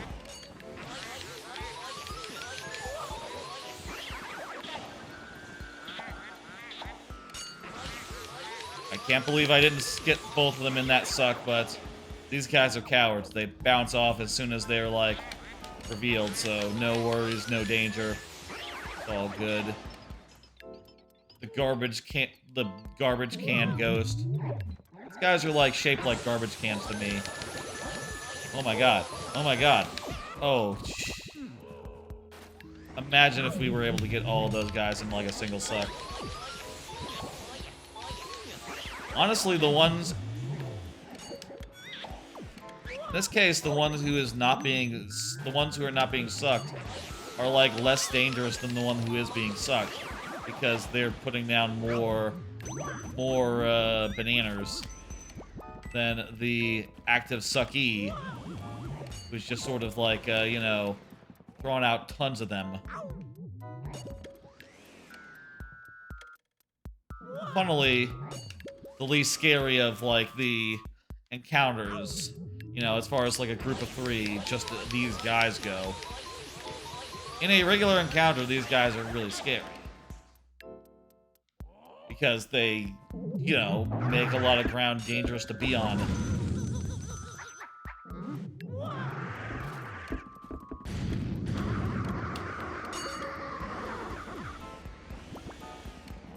Okay.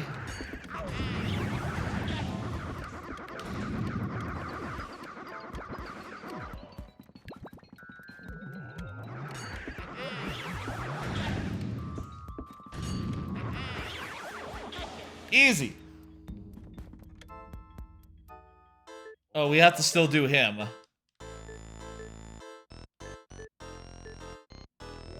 Zoot allures. Don't know what that means. Zoot allures. Come on, come on, come on, come on. Suck. Suck. Give me the painting guy. If I could get the... Fuck. I bet the painting guy would be the best one to possibly get a gold of, you know? He's literally a fan of paintings.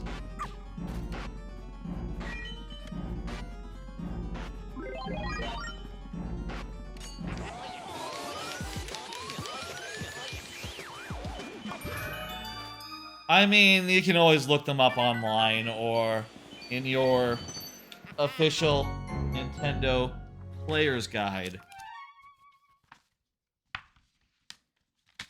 Heat up with Nintendo power. Let me see. There is like a place for all the portraits in this, right? Probably.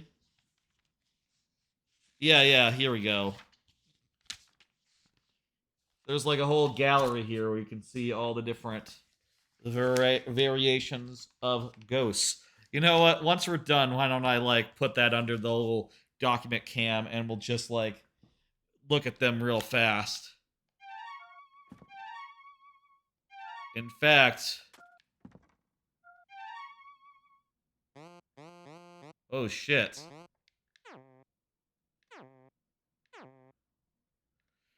That key is for the final. That's the final there, hey. Well, let's wrap up all the booze real fast. And also rooms that we haven't gotten to yet. Oh yeah. There's a couple rooms that we missed along the way, and let's take care of those. As well as like the final booze.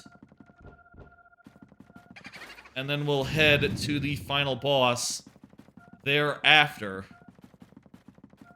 Basically done everything that needs to be done.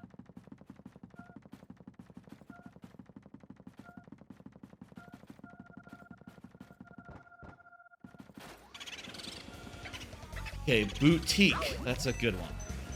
Bad. Guys have too much health.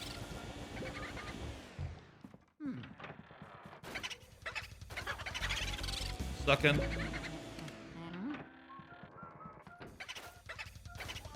Stay there. Not sure if like the... Ooh, jeez. I'm not sure like juking back and forth is helping, but I don't know, can't hurt. Jesus Christ. Guy just went right in so fast. I wonder if ice will help. Let's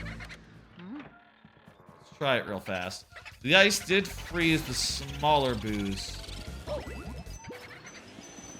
I don't know that these guys are affected now. He's just like shrugging it off like a duck water metaphor. Orchard. I hope that this sounds good, by the way. The mic is a little lower than usual because I don't want to, like, have a shadow against my face so much.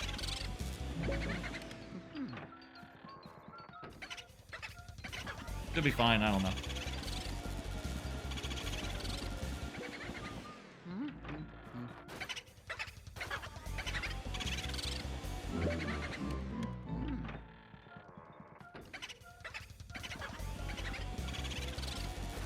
Here we go. Got him. That makes 46. I reckon we have to get like 3 more, and then the last one is, you know, gonna be a whole thing.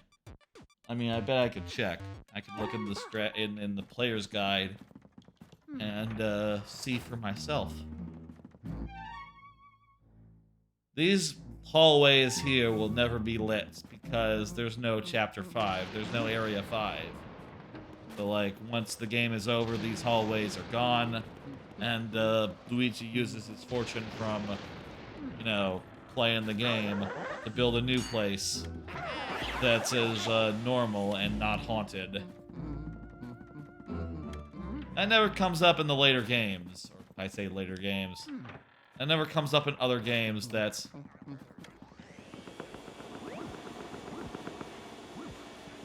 Luigi has, like, you know, a mansion that he lives in. But he do.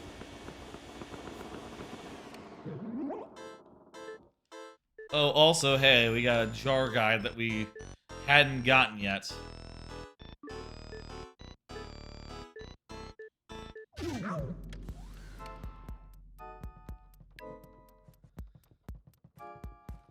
Pretty important one, but maybe that's not, like, really necessary. Is it not necessary that you get every ghost along the way? I guess not. Hey, we already got the thing for the final boss, so... This is like an optional ghost. I guess also the guest room ghost, strictly speaking, doesn't unlock a new area either, so... That one's also...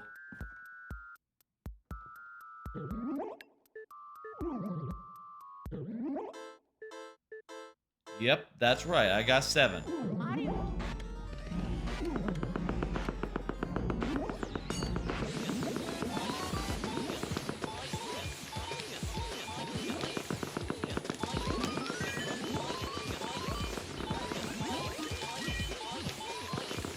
I feel like the way that the number goes down in spurts and fits and starts is mostly random. Just to, like, hype up the drama and make it feel like, oh god, oh yeah, yeah. Here we go, good suck, good suck, good suck. Yeah, there's a good suck. It works, though. It is thrilling. Even if it's, like, I don't know. I don't think I could ever, like, work out how exactly to... Hey, that's a big gem, big gem.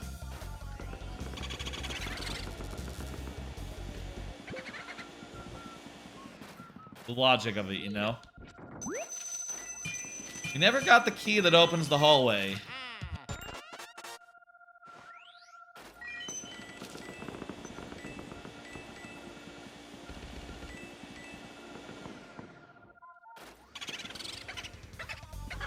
Hey, boomerang.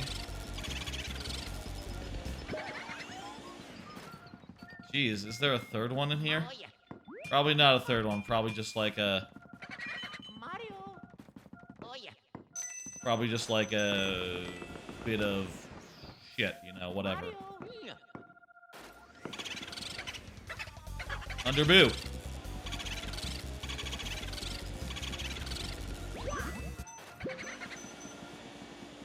Jeez, there was a third one in here.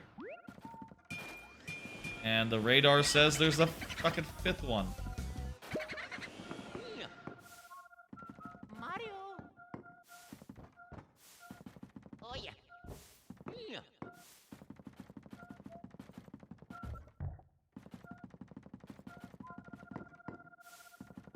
Oh, yeah.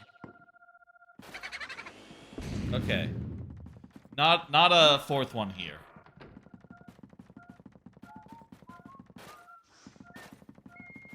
Where is this one? Oh, yeah. Boomerang, just go ahead and get in my, you know. Wait, there's still more here? Tambourine is also here. Tambourine, Jesus, what are you doing, man?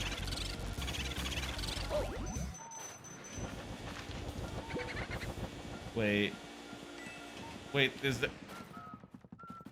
There's still more in this room. Mario.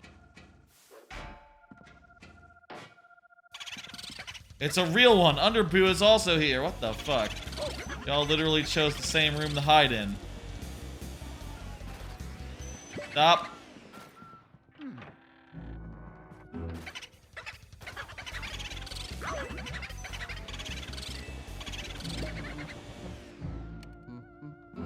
This is a real door, right? Yes.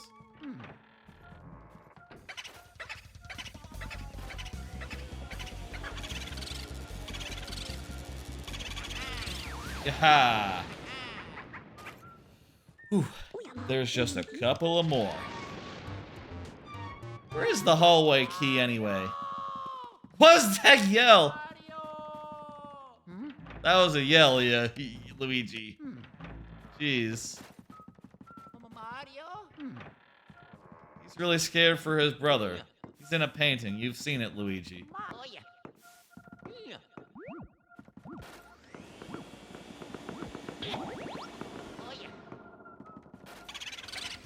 Classic good idea to just have a whole button committed to calling for Mario. That'd be a good Mario Wonder badge if there was just a badge that had your character say like a dumb thing, you know, Mario Party style. Just and you can mash it and keep on saying like waha whoo hey hey wahoo wahey hoo ha he, you know, that bullshit. I mean, I guess you can't always just like Mario does make noise as he jumps and as like he spins or whatever, stuff like that. You know, it's Mario is a noisy jumper. He's a yeller, you know? He likes to yell as he, like, exerts himself. You know, he's very much the guy who's like, yeah, okay, yeah, okay.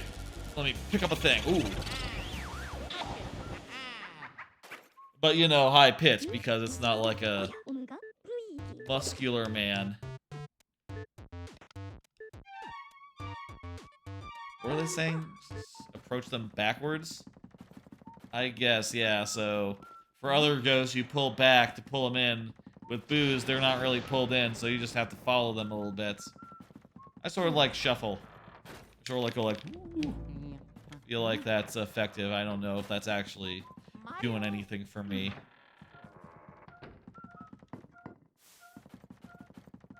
Oh yeah. Yeah? Oh yeah. Oh yeah.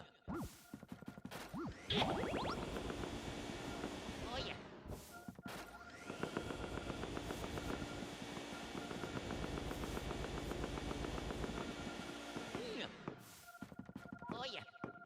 Okay, there we go. Now, if my understanding is right, this guy is the last boo who's not like a big boss boo left. Not sure if big boss boo counts as a boo, you know, in the boo count, but it seems like it's lining up really well to me.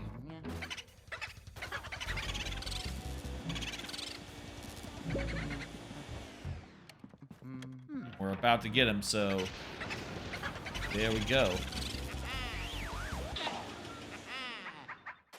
Yeah! Oh, you've seen some small ghosts other than boos, haven't you? They're boos. I know that. Yes, I've heard this. You said this before, actually, and I actually caught that ghost.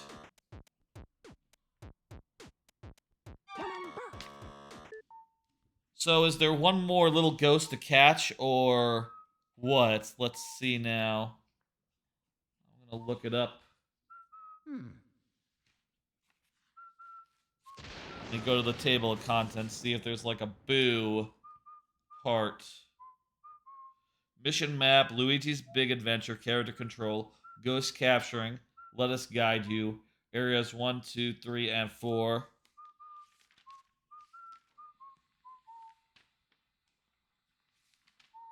I'm looking for a very simple question. Does King Boo count as a boo? Considering that the last boss did, this seems quite possible.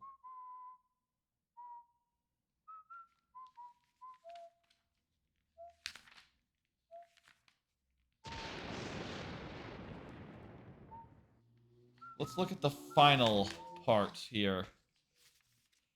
Armory attack. The old jar game. Catch 'em all. Okay, hang on. This is probably it.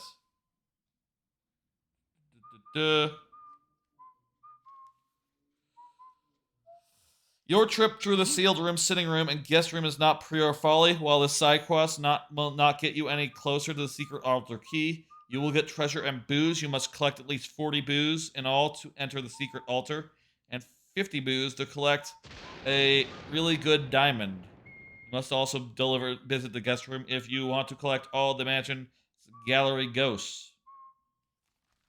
Kind of sounds like there's a separate boo. That there is an actual 50th boo then.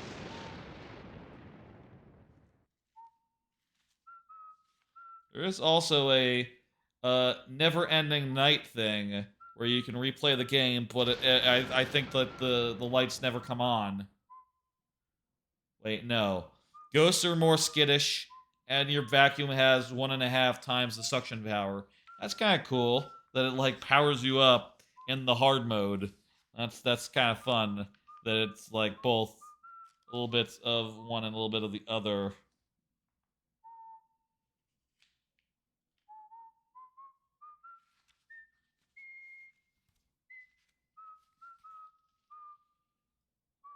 Let's see.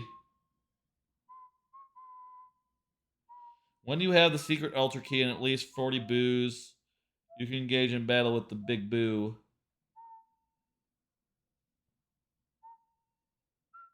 Yeah, I'm not seeing...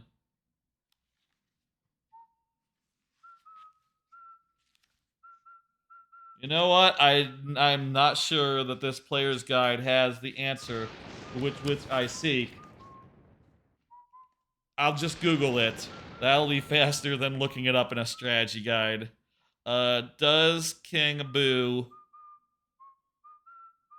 count as the 50th Boo? King Boo is not one of the 50 Boos. Okay.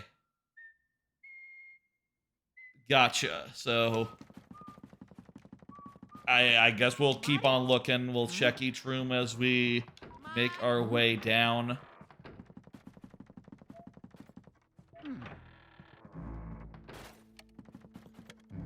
Still got a little ways to go.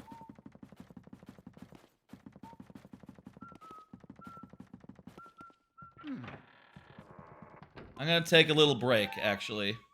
Be back in a minute. For people watching the VOD, assuming it is the uploaded VOD, it'll just be like 6 seconds. It'll be really quick. Back in a jiffy.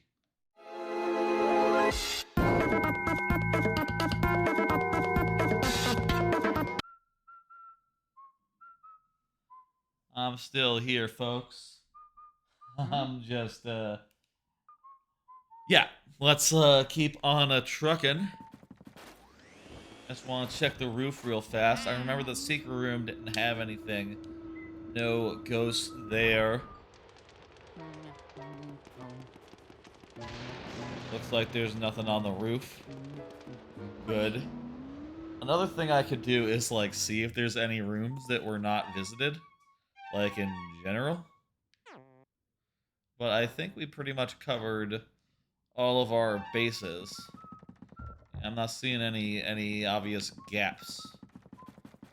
So let's just walk on down and we'll try to like poke the head into every room as we like make our way back.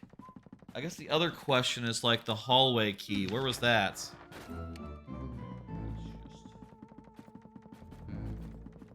Mario. Let me look and see if I can find the hallway key.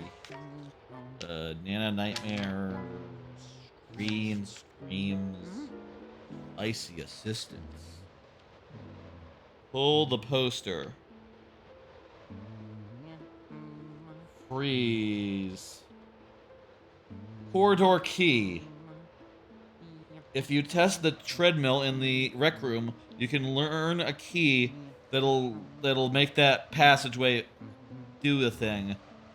Okay, I just gotta run on a treadmill on the way back. Okay, that's a little unintuitive. I don't know how I would have thought to do that. I'm gonna move this microphone up. It's sort of hitting my knees a little bit as I like sit on this here couch. Check the painting room. Painting room is good. Painting room is clear, I suppose you could say. Safari room is also good.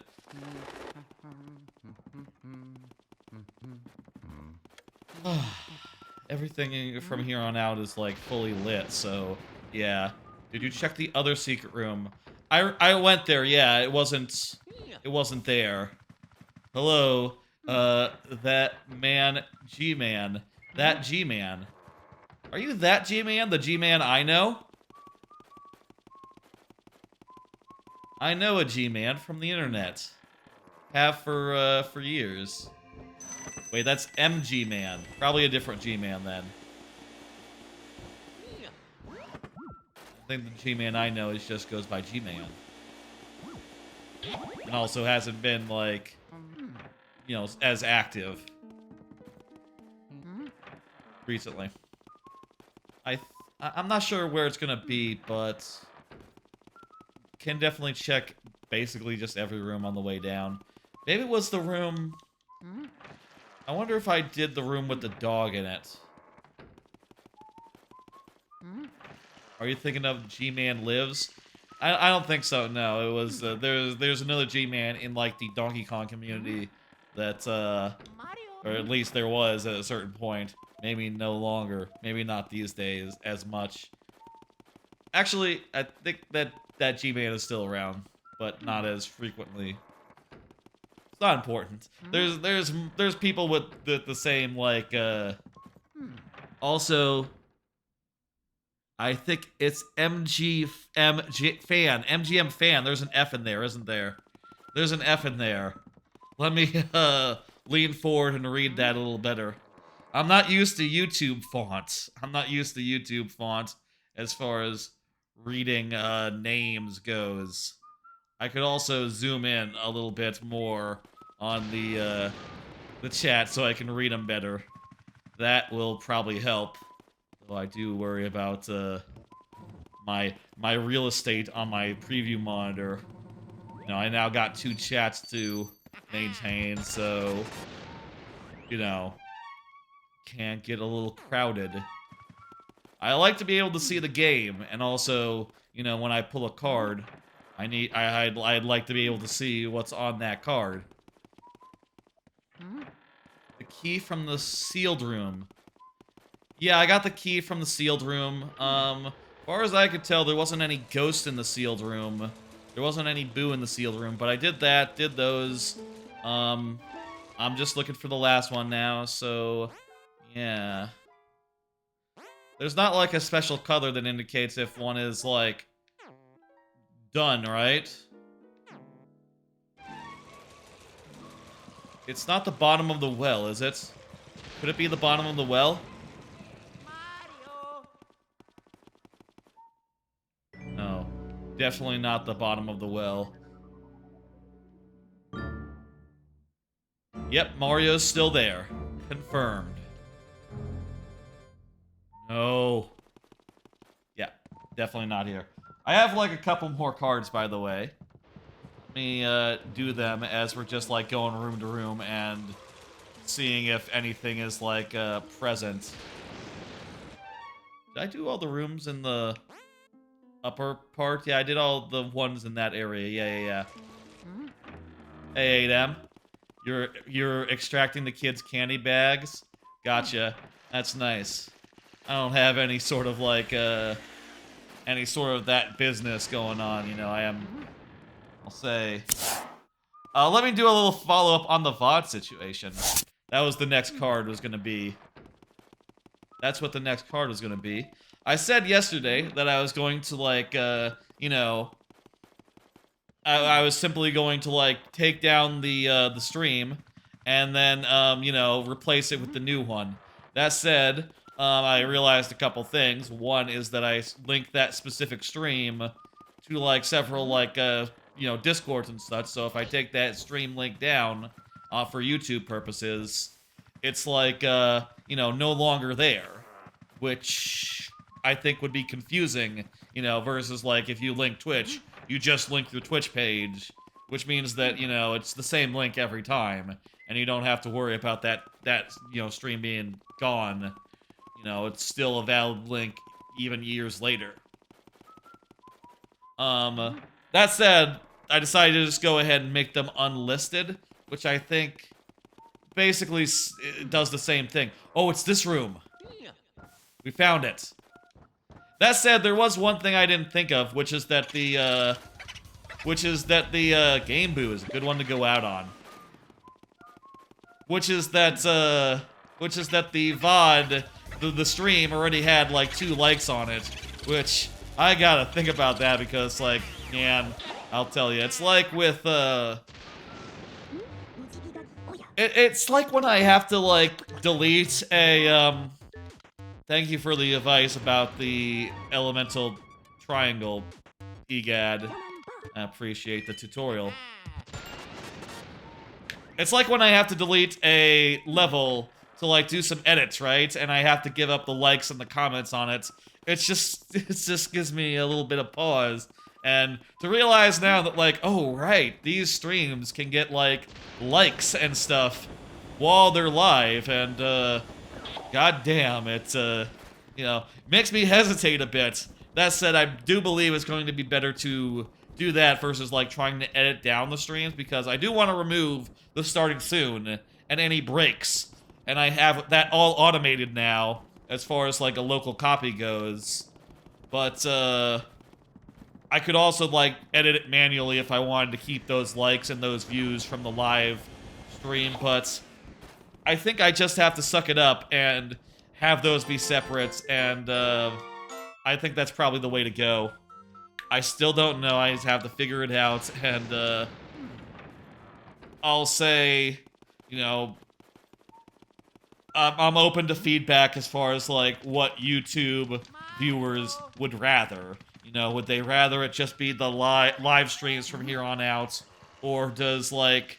I kind of find it when I'm doing YouTube stuff, when I have to switch over from the videos tab to the live tab to find, like, the live stream.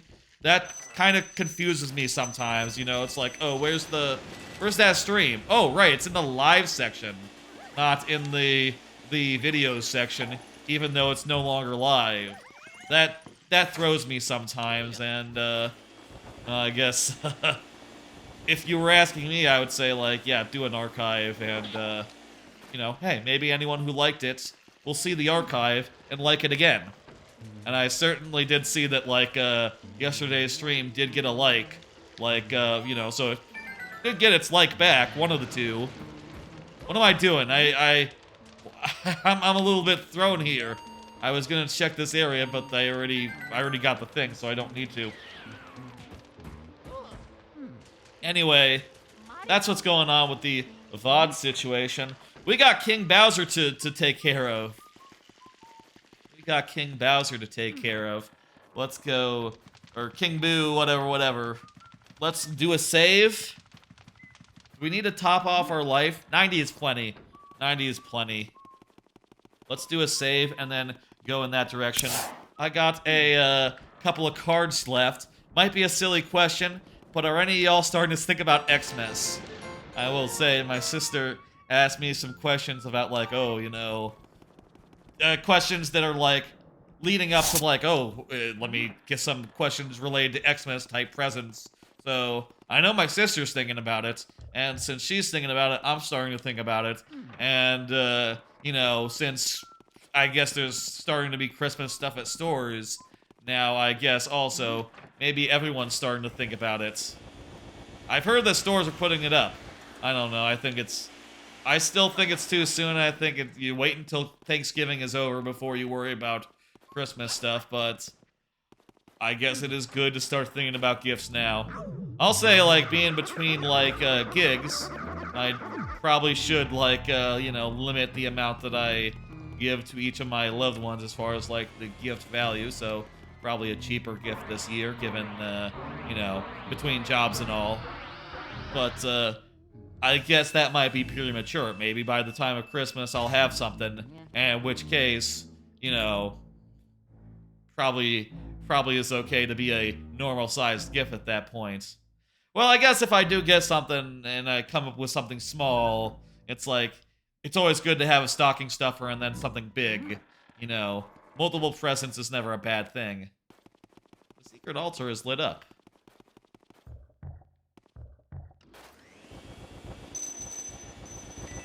Money. You could get a second gold diamond if you water. It's not too late to go get that. That's true. I think we're good. Let's wrap up. Thank you for the tip, MGM fan. I appreciate the advice.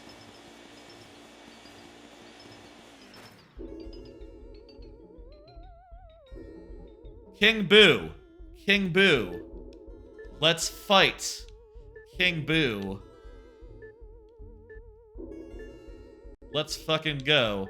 I think I have like one more card left that I could do, but we're in the final fight. Unless the final fight is like, you know, unless I die and have to retry. I did save, right? I remember saving. I remember saving.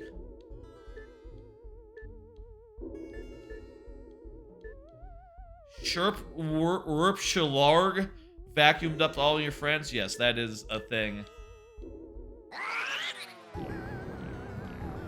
Alright, it's time to fight. Good old King Boo. There is Bowser. It's not really Bowser. Can't post links? Clips were pretty easy? How do you mean? Clips were pretty easy. What do you mean, 8M? I'm not sure about how links works. We made it a random test clip to see how it worked. I guess you could do that. Can you clip? You can do clips on YouTube? I've always, like, enabled that. No, the link didn't show up for me, but oh, hang on, I'm on top chat. I need to switch over to maybe all chats, live chats. Yeah, I'm not seeing the link. There might be some moderation setting that restricts those.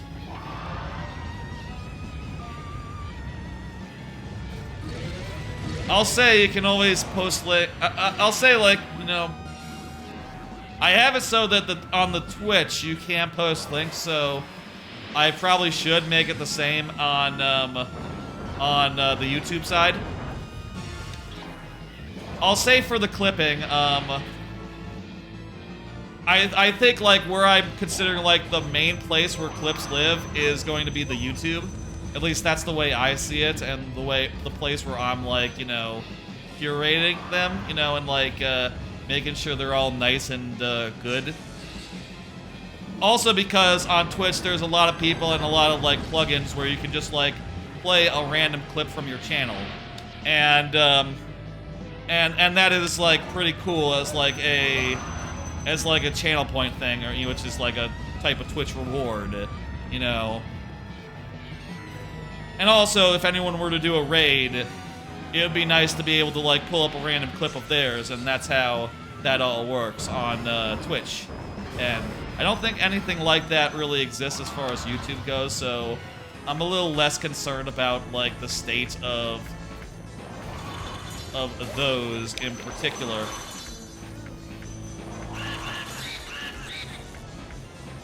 Twitch is way more advanced. Yeah, there's way more of an emphasis on the live streaming on Twitch, you know, and, like, features that support that. And, you know, honestly, like, if you're just looking for, like, a Twitch stream, right, or like a stream on YouTube, I'm not really sure how you do it. Like, if there's a way to, like, search for individual, like,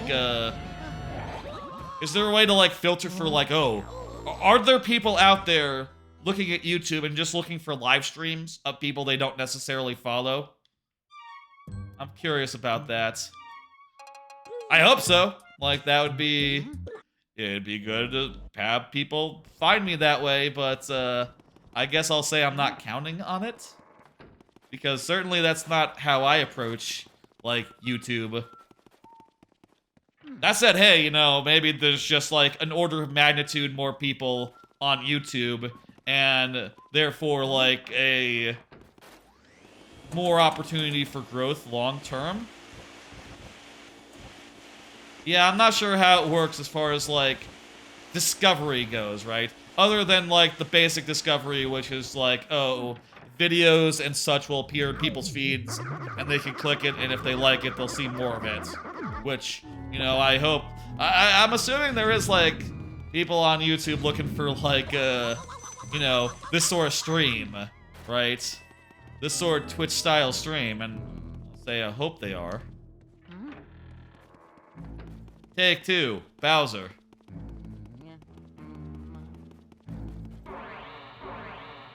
Let me do another card. I got like two more. We got a tough boss fight ahead of us. I remember this boss fight being really hard. Haven't done any Halloween's type stuff in 10 years. You know, used to occasionally, like, give out candy and such when I, you know, lived with my folks or whatever. Back when I was... Geez, that was probably longer than 10 years because, like, the neighborhood that my parents lived in, like, when I moved out is, like, remote, so people don't trick-or-treat there. You know, so... It's probably, like, over 10 years since I even just did something as simple as, like, give out candy. And of course, since then, like, since moving out, I've lived in apartments for the last 10 years, and people don't trick-or-treat at apartments, you know? Apartment dwellers, they leave and they go elsewhere, which, yes, that's just naturally how they should do, right? Because it doesn't make sense to trick-or-treat at apartments. It's not a thing that's done. And so I've never, like... I bought candy for, like, the first couple years, just in case. And then after, like, 2 years, it was like, okay, I know it's not a thing. I don't have to worry. I don't need a single chocolate bar. I didn't get any this year. You know, no worries there. It's just... does itself. And I'll say, like, for the purpose of the stream, maybe it'd be better if I had dressed up, but, you know, didn't feel like getting any of that prepared, what with the streamiversary around the corner. I guess that's going to be an awkward thing going forward, is that my streamiversary is 3 days after Halloween. You know, like, that's never going to change, you know? Just because that's how dates work.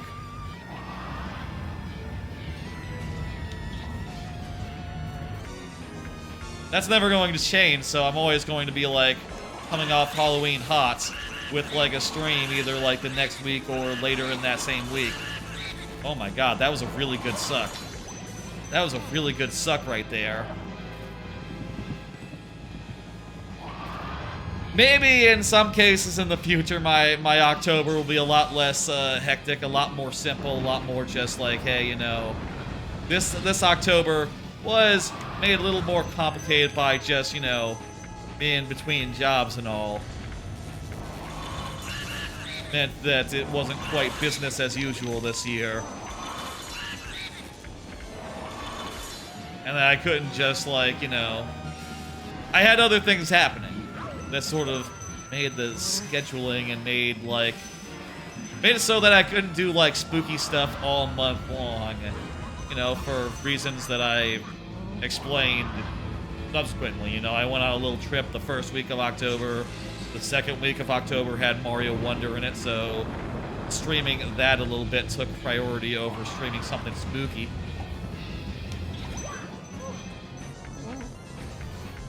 Jeez, I have taken way too much damage.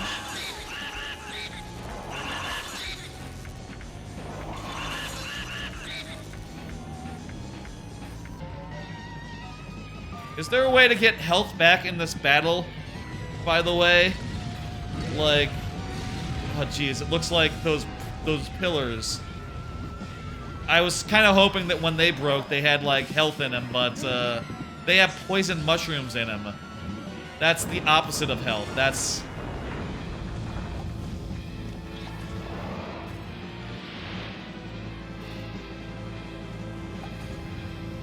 Ugh. God damn, that felt pretty good. Feel like we're on the right track here. Couple more tries, maybe.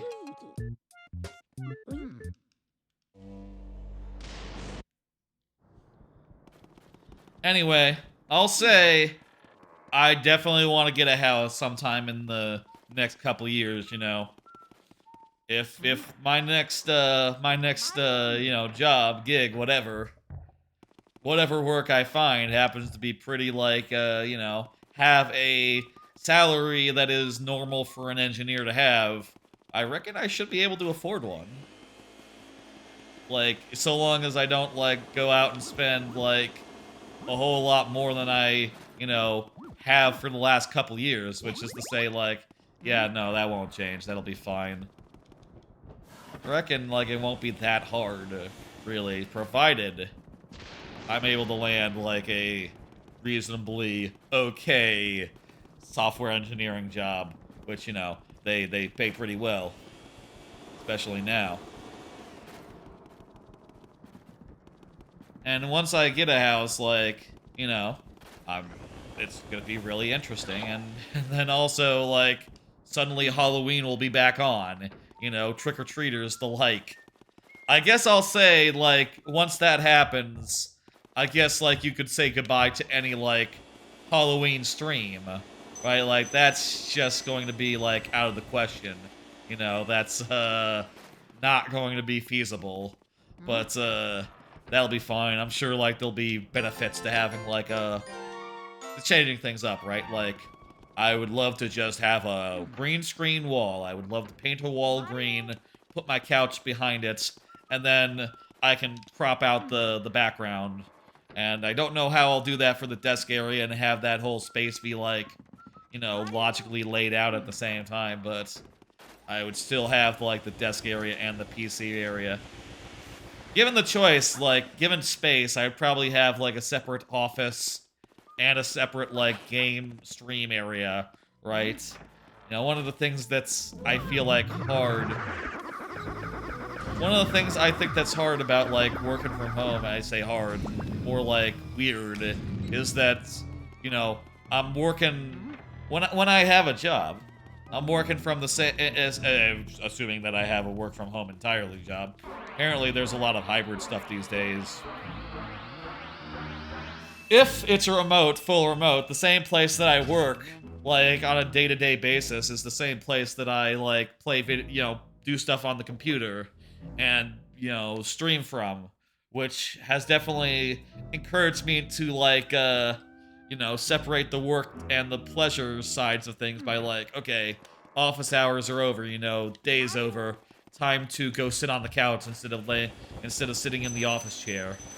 Which is always my preference, honestly. I prefer to be on the couch versus the office chair for gaming, but I feel like in the last... Since remote work took off, like, even more of a... I feel like it's been even more of a... Even more like the way, right? Even more like my priority. Get these gems again.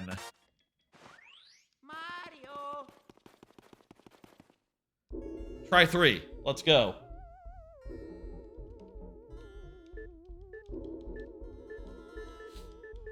This guy has been staring at the Mario painting since the game started. So yeah, he could definitely do that, and has.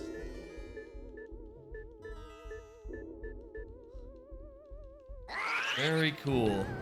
I like King Boo. King Boo is a good enemy. I wish that he was in more games. I guess there's maybe multiple, you know, I don't know if all the King Boos are quite the same.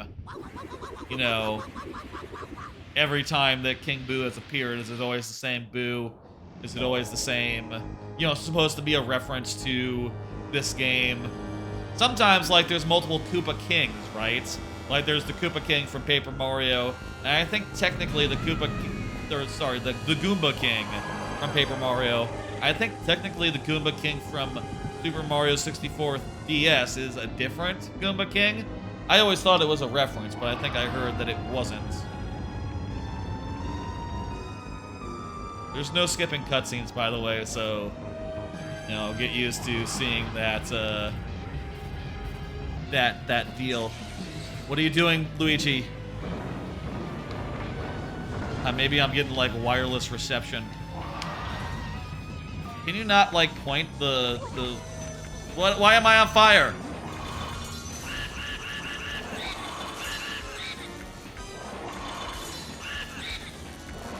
Okay, we did 100. Pretty decent for the first suck.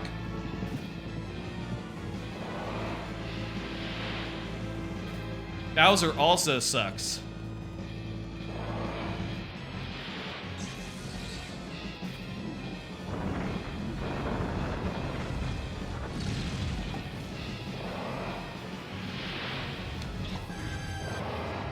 maybe you have to wait until he's like ducked down before you can. I'm not sure. I don't think he was like really hunched over the last time we hit him. I'm not sure like what constitutes a hit and what doesn't. Well, that one we just missed. Oh shit, the fire like... That's weird to me that the fire is not just the fire, it like sets apart a blaze. There we go. Also, you can walk around while the cutscene's going.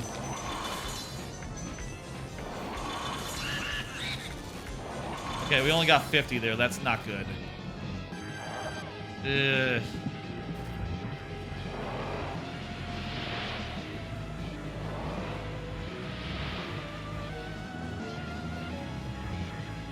You know what I'm realizing? I forgot at the start here, I forgot to turn my actual TV screen to 16:9. Maybe that'll help.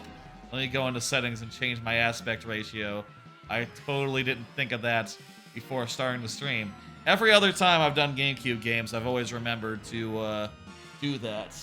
But did in this case. Of course, the live stream adjusts that on its own, so you all don't have to worry about that.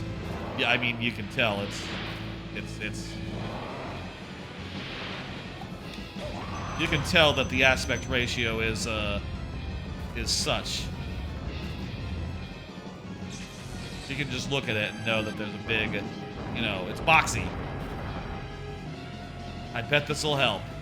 I don't know why this would help. It's actually, you can play 16:9 games like reasonably well from the wrong aspect ratio, and it's like, it doesn't not work that well, you know. It can be hard to tell even which way it's supposed to be. Jesus Christ, that range!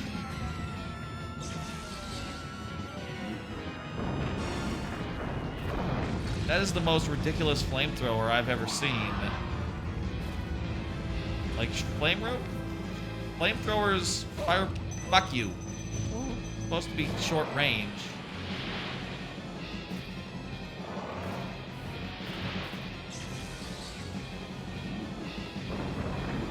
Not supposed to be able to hit.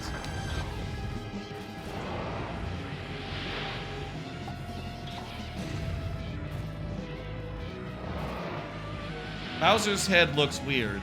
I guess because it's a fake head.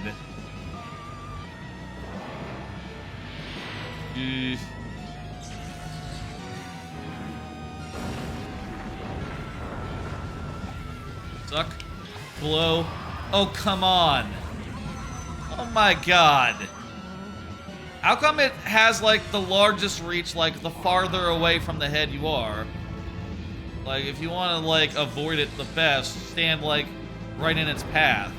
Go far away. Went right between his legs that time.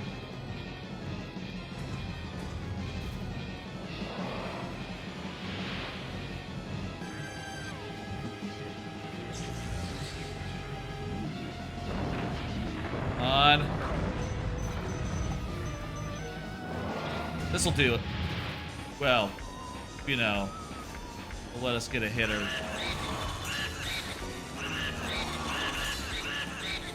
Keep on moving. That was like 100. 2 more of those without taking, like... What is that? Is that a new move? No, that's just same old, same old. Alright. Nope.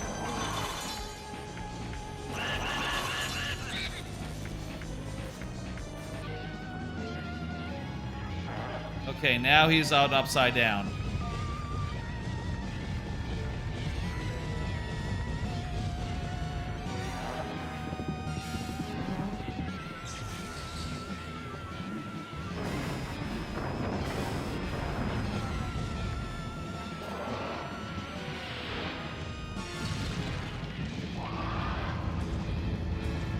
behind him. I don't want to launch the ball from too close, because if the ball is launched from too close, it'll get me as well. Oh my god. Can't believe that missed.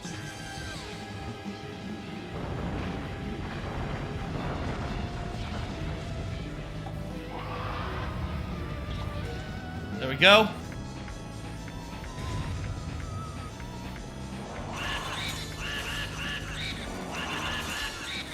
$100. It's 50. All right, you know what? We're in the territory. We just have to get him one more time and not get hit, and also not, you know. Oh my god. Gotta run. Forget those spike balls. Not worth it.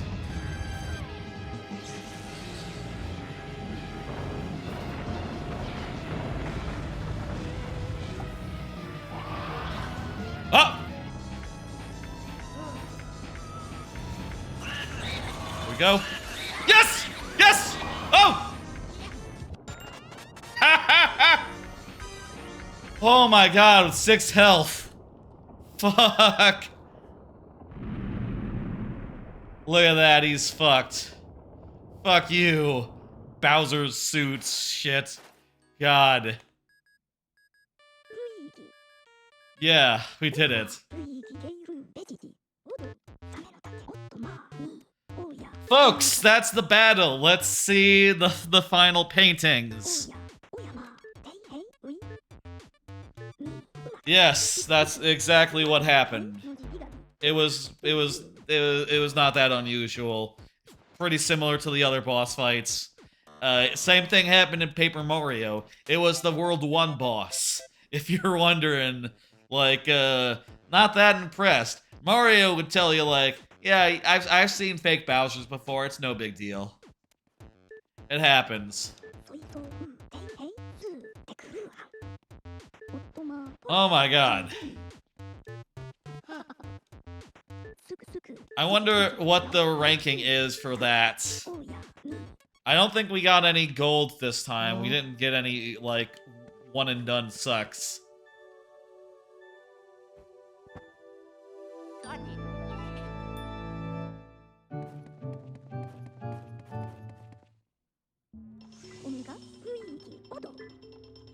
It only lasted a single night. That's not, well, we did it over 2 nights, but who's counting?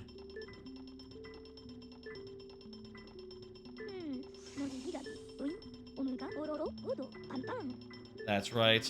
We have a lot of money now, and we're going to use it to, you know, make a mansion or something.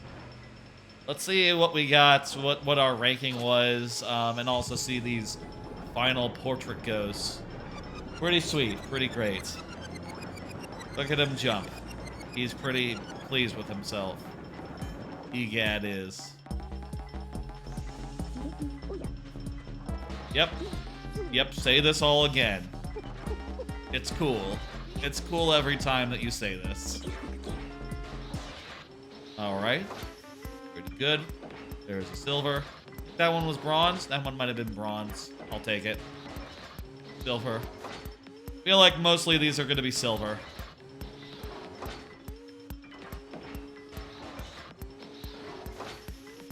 Yeah, we got most of them in like 2 sucks. The toy soldiers took a little bit more, but it was fine apparently.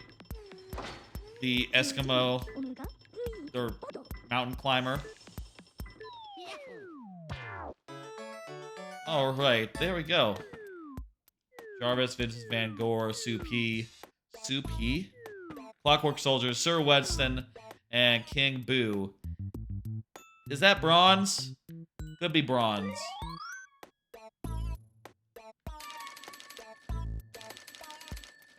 Very good. And look at all that cash. 70 million gold.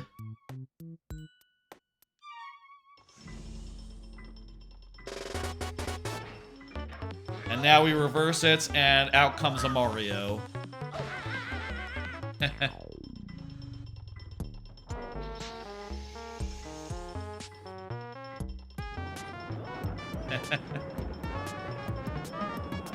Good. This is a good bit. I feel like I haven't seen this all that many times in my life, you know. I wouldn't be surprised if this was one of those games where I maybe didn't finish it every time. You know, just like got the kick boo and said, you know, I'm good. I'll just play it again from the start, actually. I probably played this a number of times. I don't remember, though. I mean, I had it. In those days when you're a kid and you have a game, you play it multiple times. That's right, it's Mario.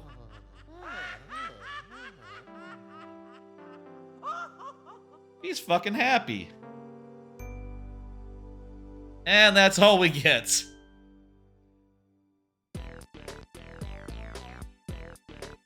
Shit, we did it, y'all. Hang on 1 second.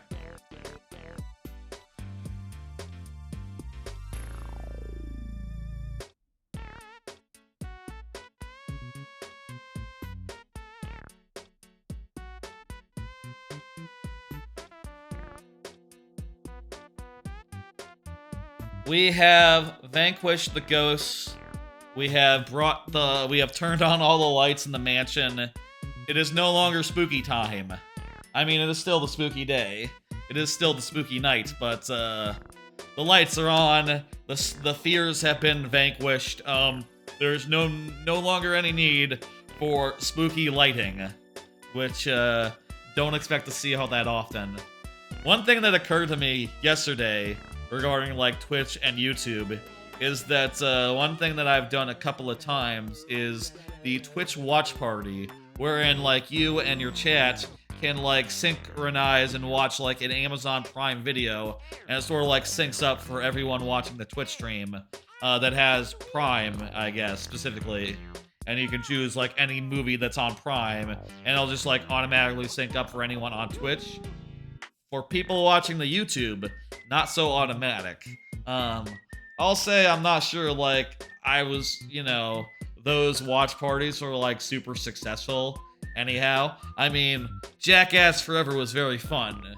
I feel like Jackass Forever was the most successful of them, insofar as, like, that was hilarious to watch and have my reactions be on stream as, like, nut stuff was happening, you know? And I was just like, oh God! You know, like, whenever someone gets hit in the nuts, I just go like, just without thinking, you know? And, in retrospect, that's pretty funny. And yeah.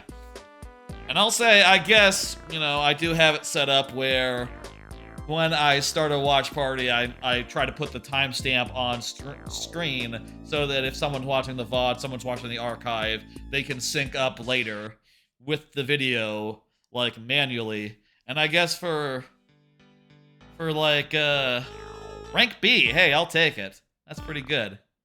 I guess for like the archive, I guess for, like, YouTube, it could work like that if we ever do Watch Party again. I will say, if I had done this, like, a year ago, I bet a Watch Party would have been the 20 sub goal for the Streamiversary next Friday. But, I'm sort of moving away from those unless I have a really good idea for one, like Jackass Forever. Jackass Forever, great Watch Party idea. Need something as good as Jackass Forever if we do a Watch Party again, I think. That's gonna be the bar.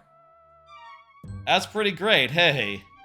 And if you want, you can, yeah, replay the game again, but with, like, less health or something. We're not gonna do that. That said, hey, I'm gonna go over to the... Can you, like... Okay, so you can go to the mansion. You can go to the hidden mansion. Wait. Confused. So this is like A new adventure. What's the hidden mansion then? Hang on, 1 second. I thought the hidden mansion would be like the new game plus, but I guess... 1 second.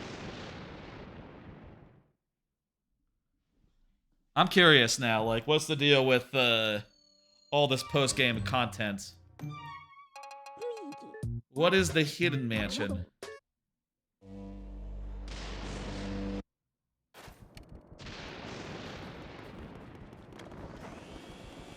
Maybe the hidden mansion is like a harder mansion? I don't understand why you need access to both of them, though. Both Mansion A and Mansion B at the same time.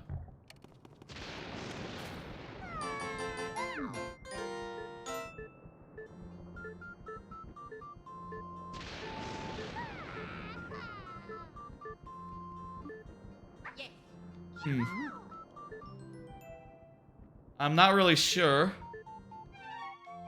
Never mind. I'm not gonna save. How do you get back? Can you get back at any time? Surely you can, like, leave the mansion and go to the EGAD house.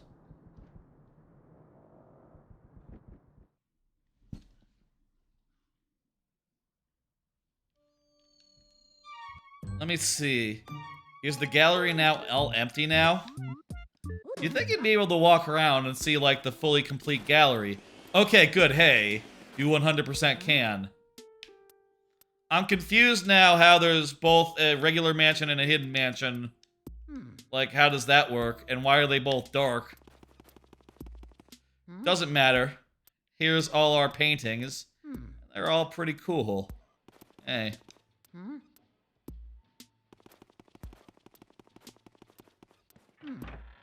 There is the Lord King Boo / Bowser one. Pretty good. I'm gonna go over to the desk real fast, and I want to put the old player's guide under the document cam real fast. 1 second here.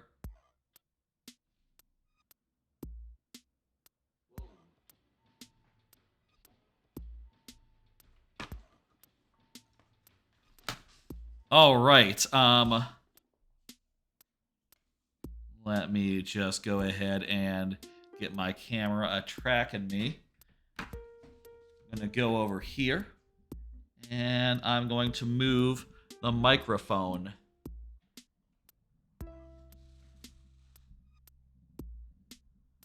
Follow me over here. So you should be able to hear me. Though I'm gonna be, like, facing a different way, because that's where the magazine is. Let me go over to these. Go over here, and then crap. Where's the hotkeys for the?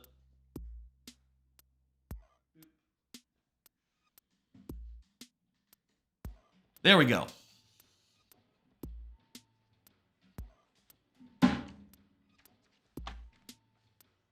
Alright then, so here's the player's guide I was using, and I thought it'd be fun to look at the, see how we could have gotten.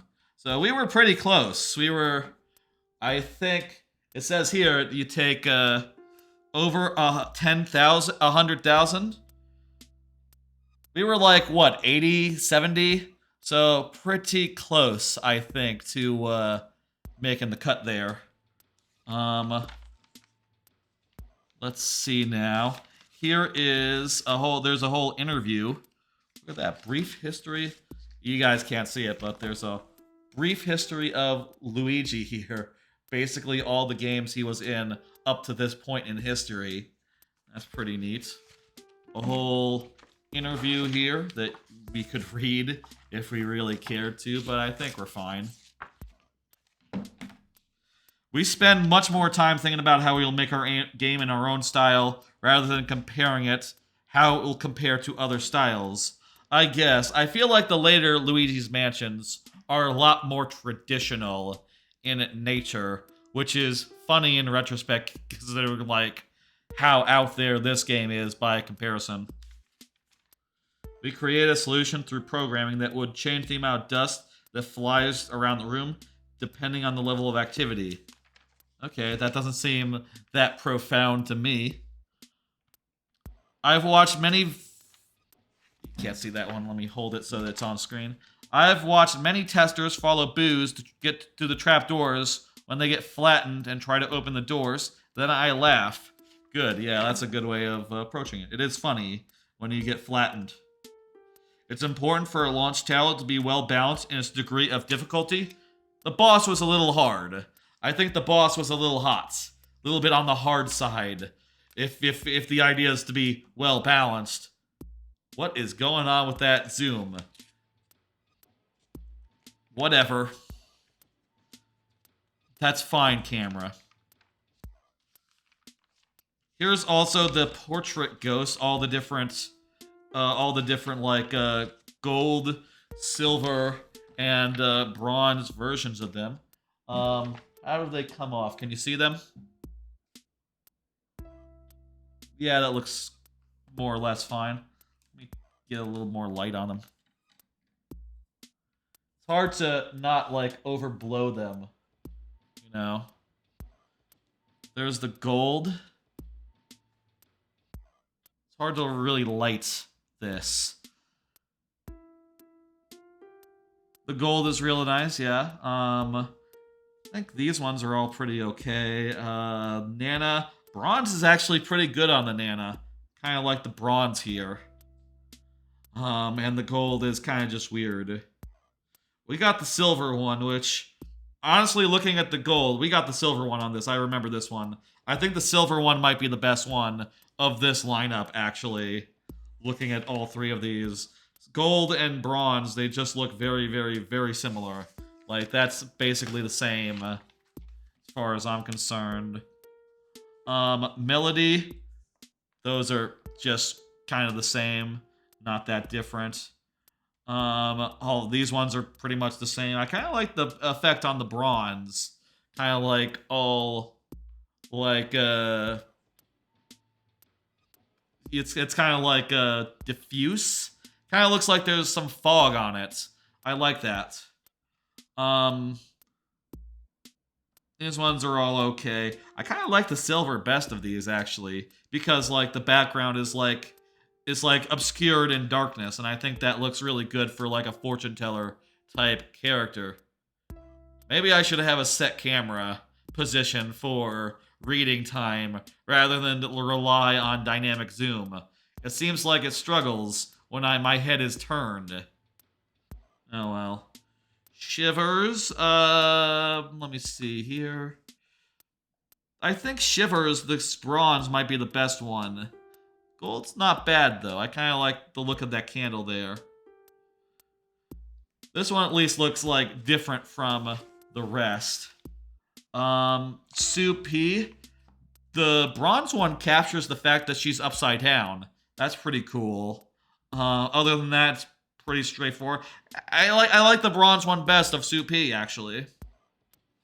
As for the floating whirlwinds... I guess the gold looks best because it has, like, the most detail on it. I'm not really that... I feel like it's not really that... none of these are that remarkable. Mr. Lugs. Mr. Lugs... Don't feel strongly about these. I feel like the gold looks best. Almost because it has, like, the best resolution of the bunch. The rest look a little bit blurry here. As far as the Jarvis goes, I kind of like how weird in gold the gold looks.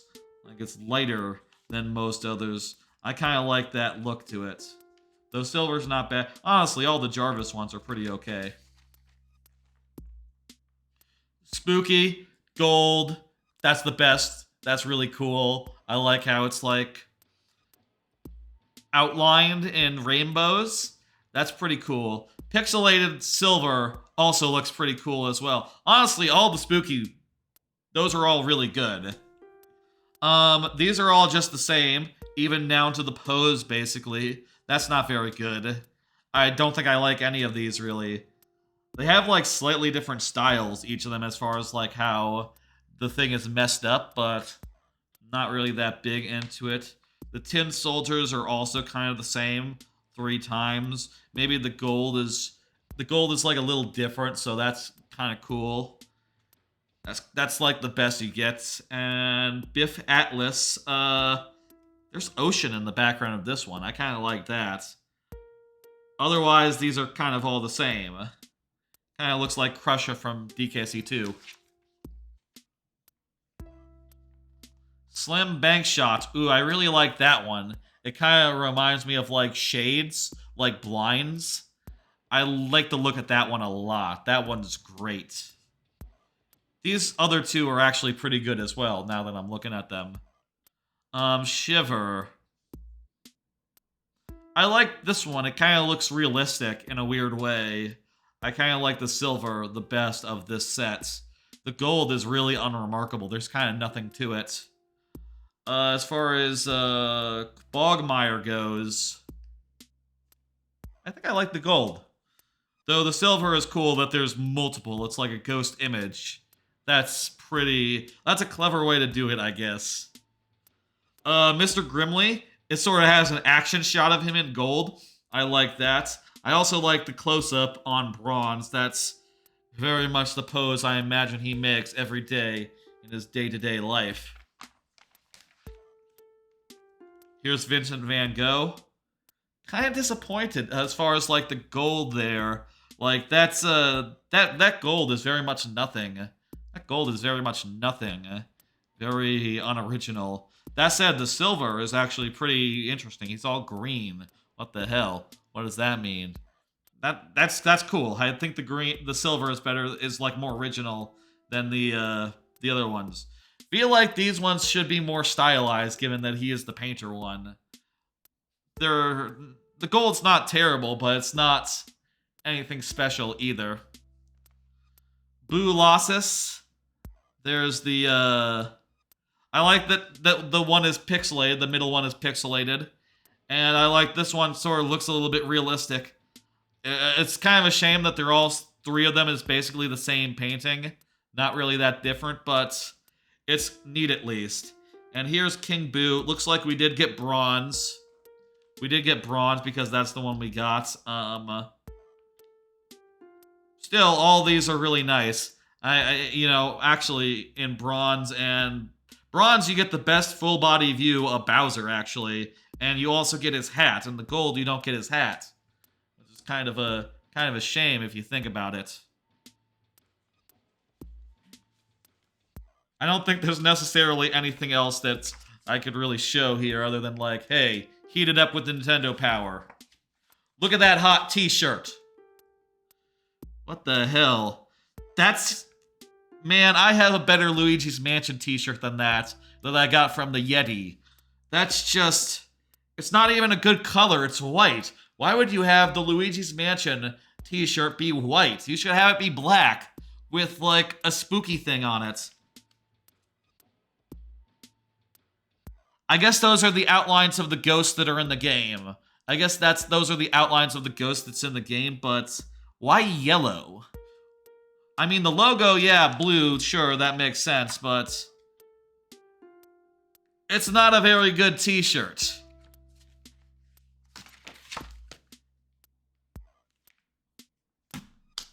Okay, that's enough of that.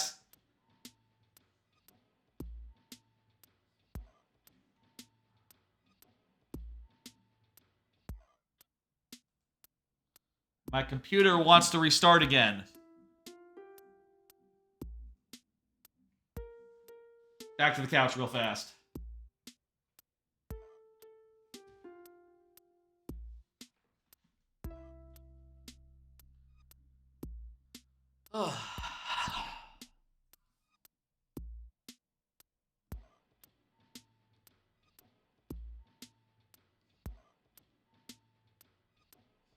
Oh, I think hang on one second. Couch cam. There we go. All right, folks. That's gonna do it for tonight, I think. Very successful Luigi's Mansion playthrough complete. Well within the spooky season. You know, we started it last Thursday and we finished it now. One spooky playthrough done within the month of October. That is what you gotta do, I think. I don't know. Maybe we don't have to do that. Next year, I think I'll get Ghost Trick and we'll do that.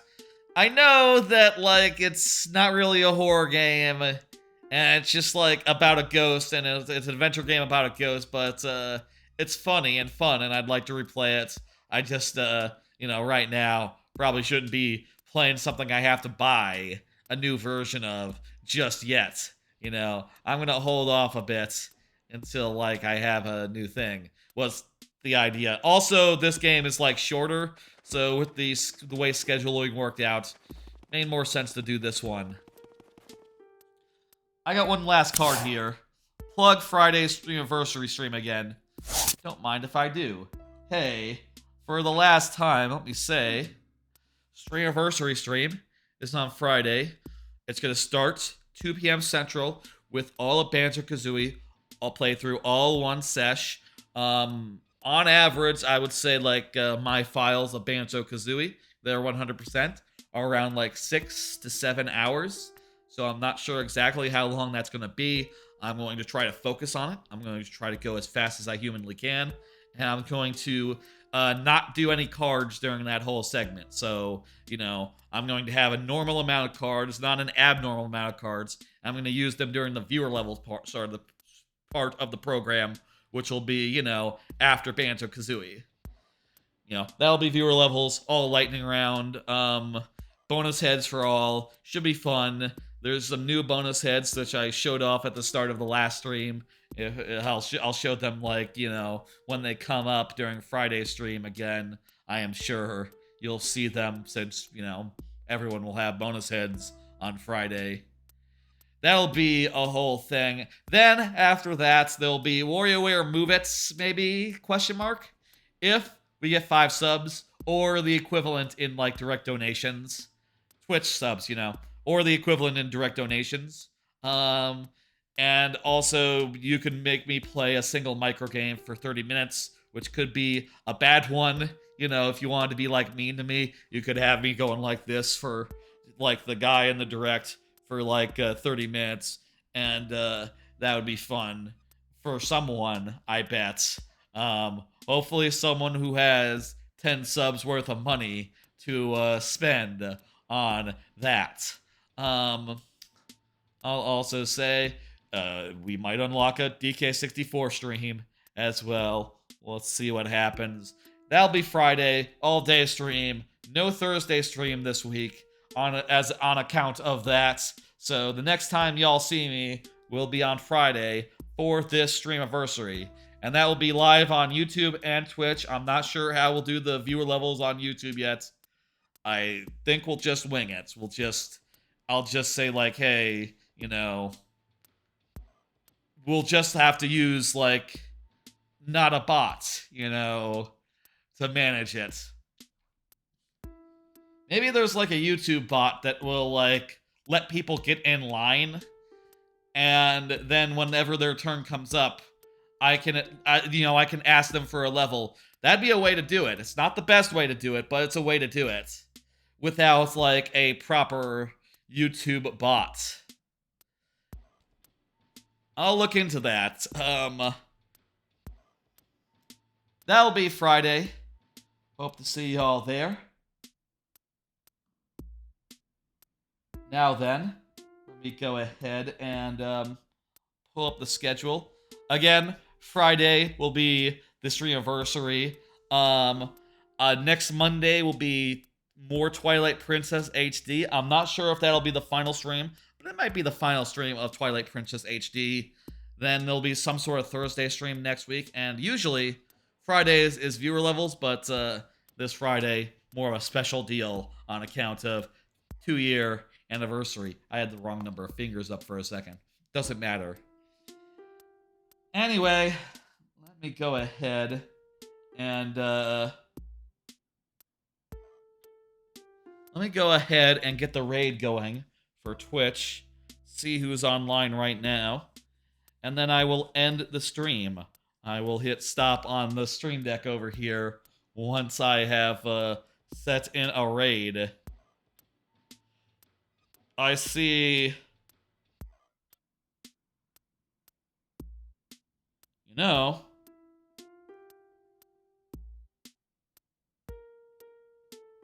Abelbox is doing something. That sounds cool. I'm gonna go with DK Vine, who is doing Grab by the Ghoulies, another not so spooky spooky game that is more fun than spooky. Though it does like have it's kind of well, it's kind of Luigi Mansion adjacent. I did that last year. I did a full playthrough of that last October, and it was pretty fun. That'll be the raid. I'm gonna go over there and watch the raid go down. I don't know if they react to raids. I think I've raided them before, and they don't react. And they didn't react, even though it was like, you know, they're not that. They don't have like that much more view. Their viewership is like in the tens. You know, it's like in the single digits. You know, like me. You know, they're not like an order of magnitude bigger than me. You know, they're not like thousands or hundreds, but they don't do. But I'm still going to pull it up just because.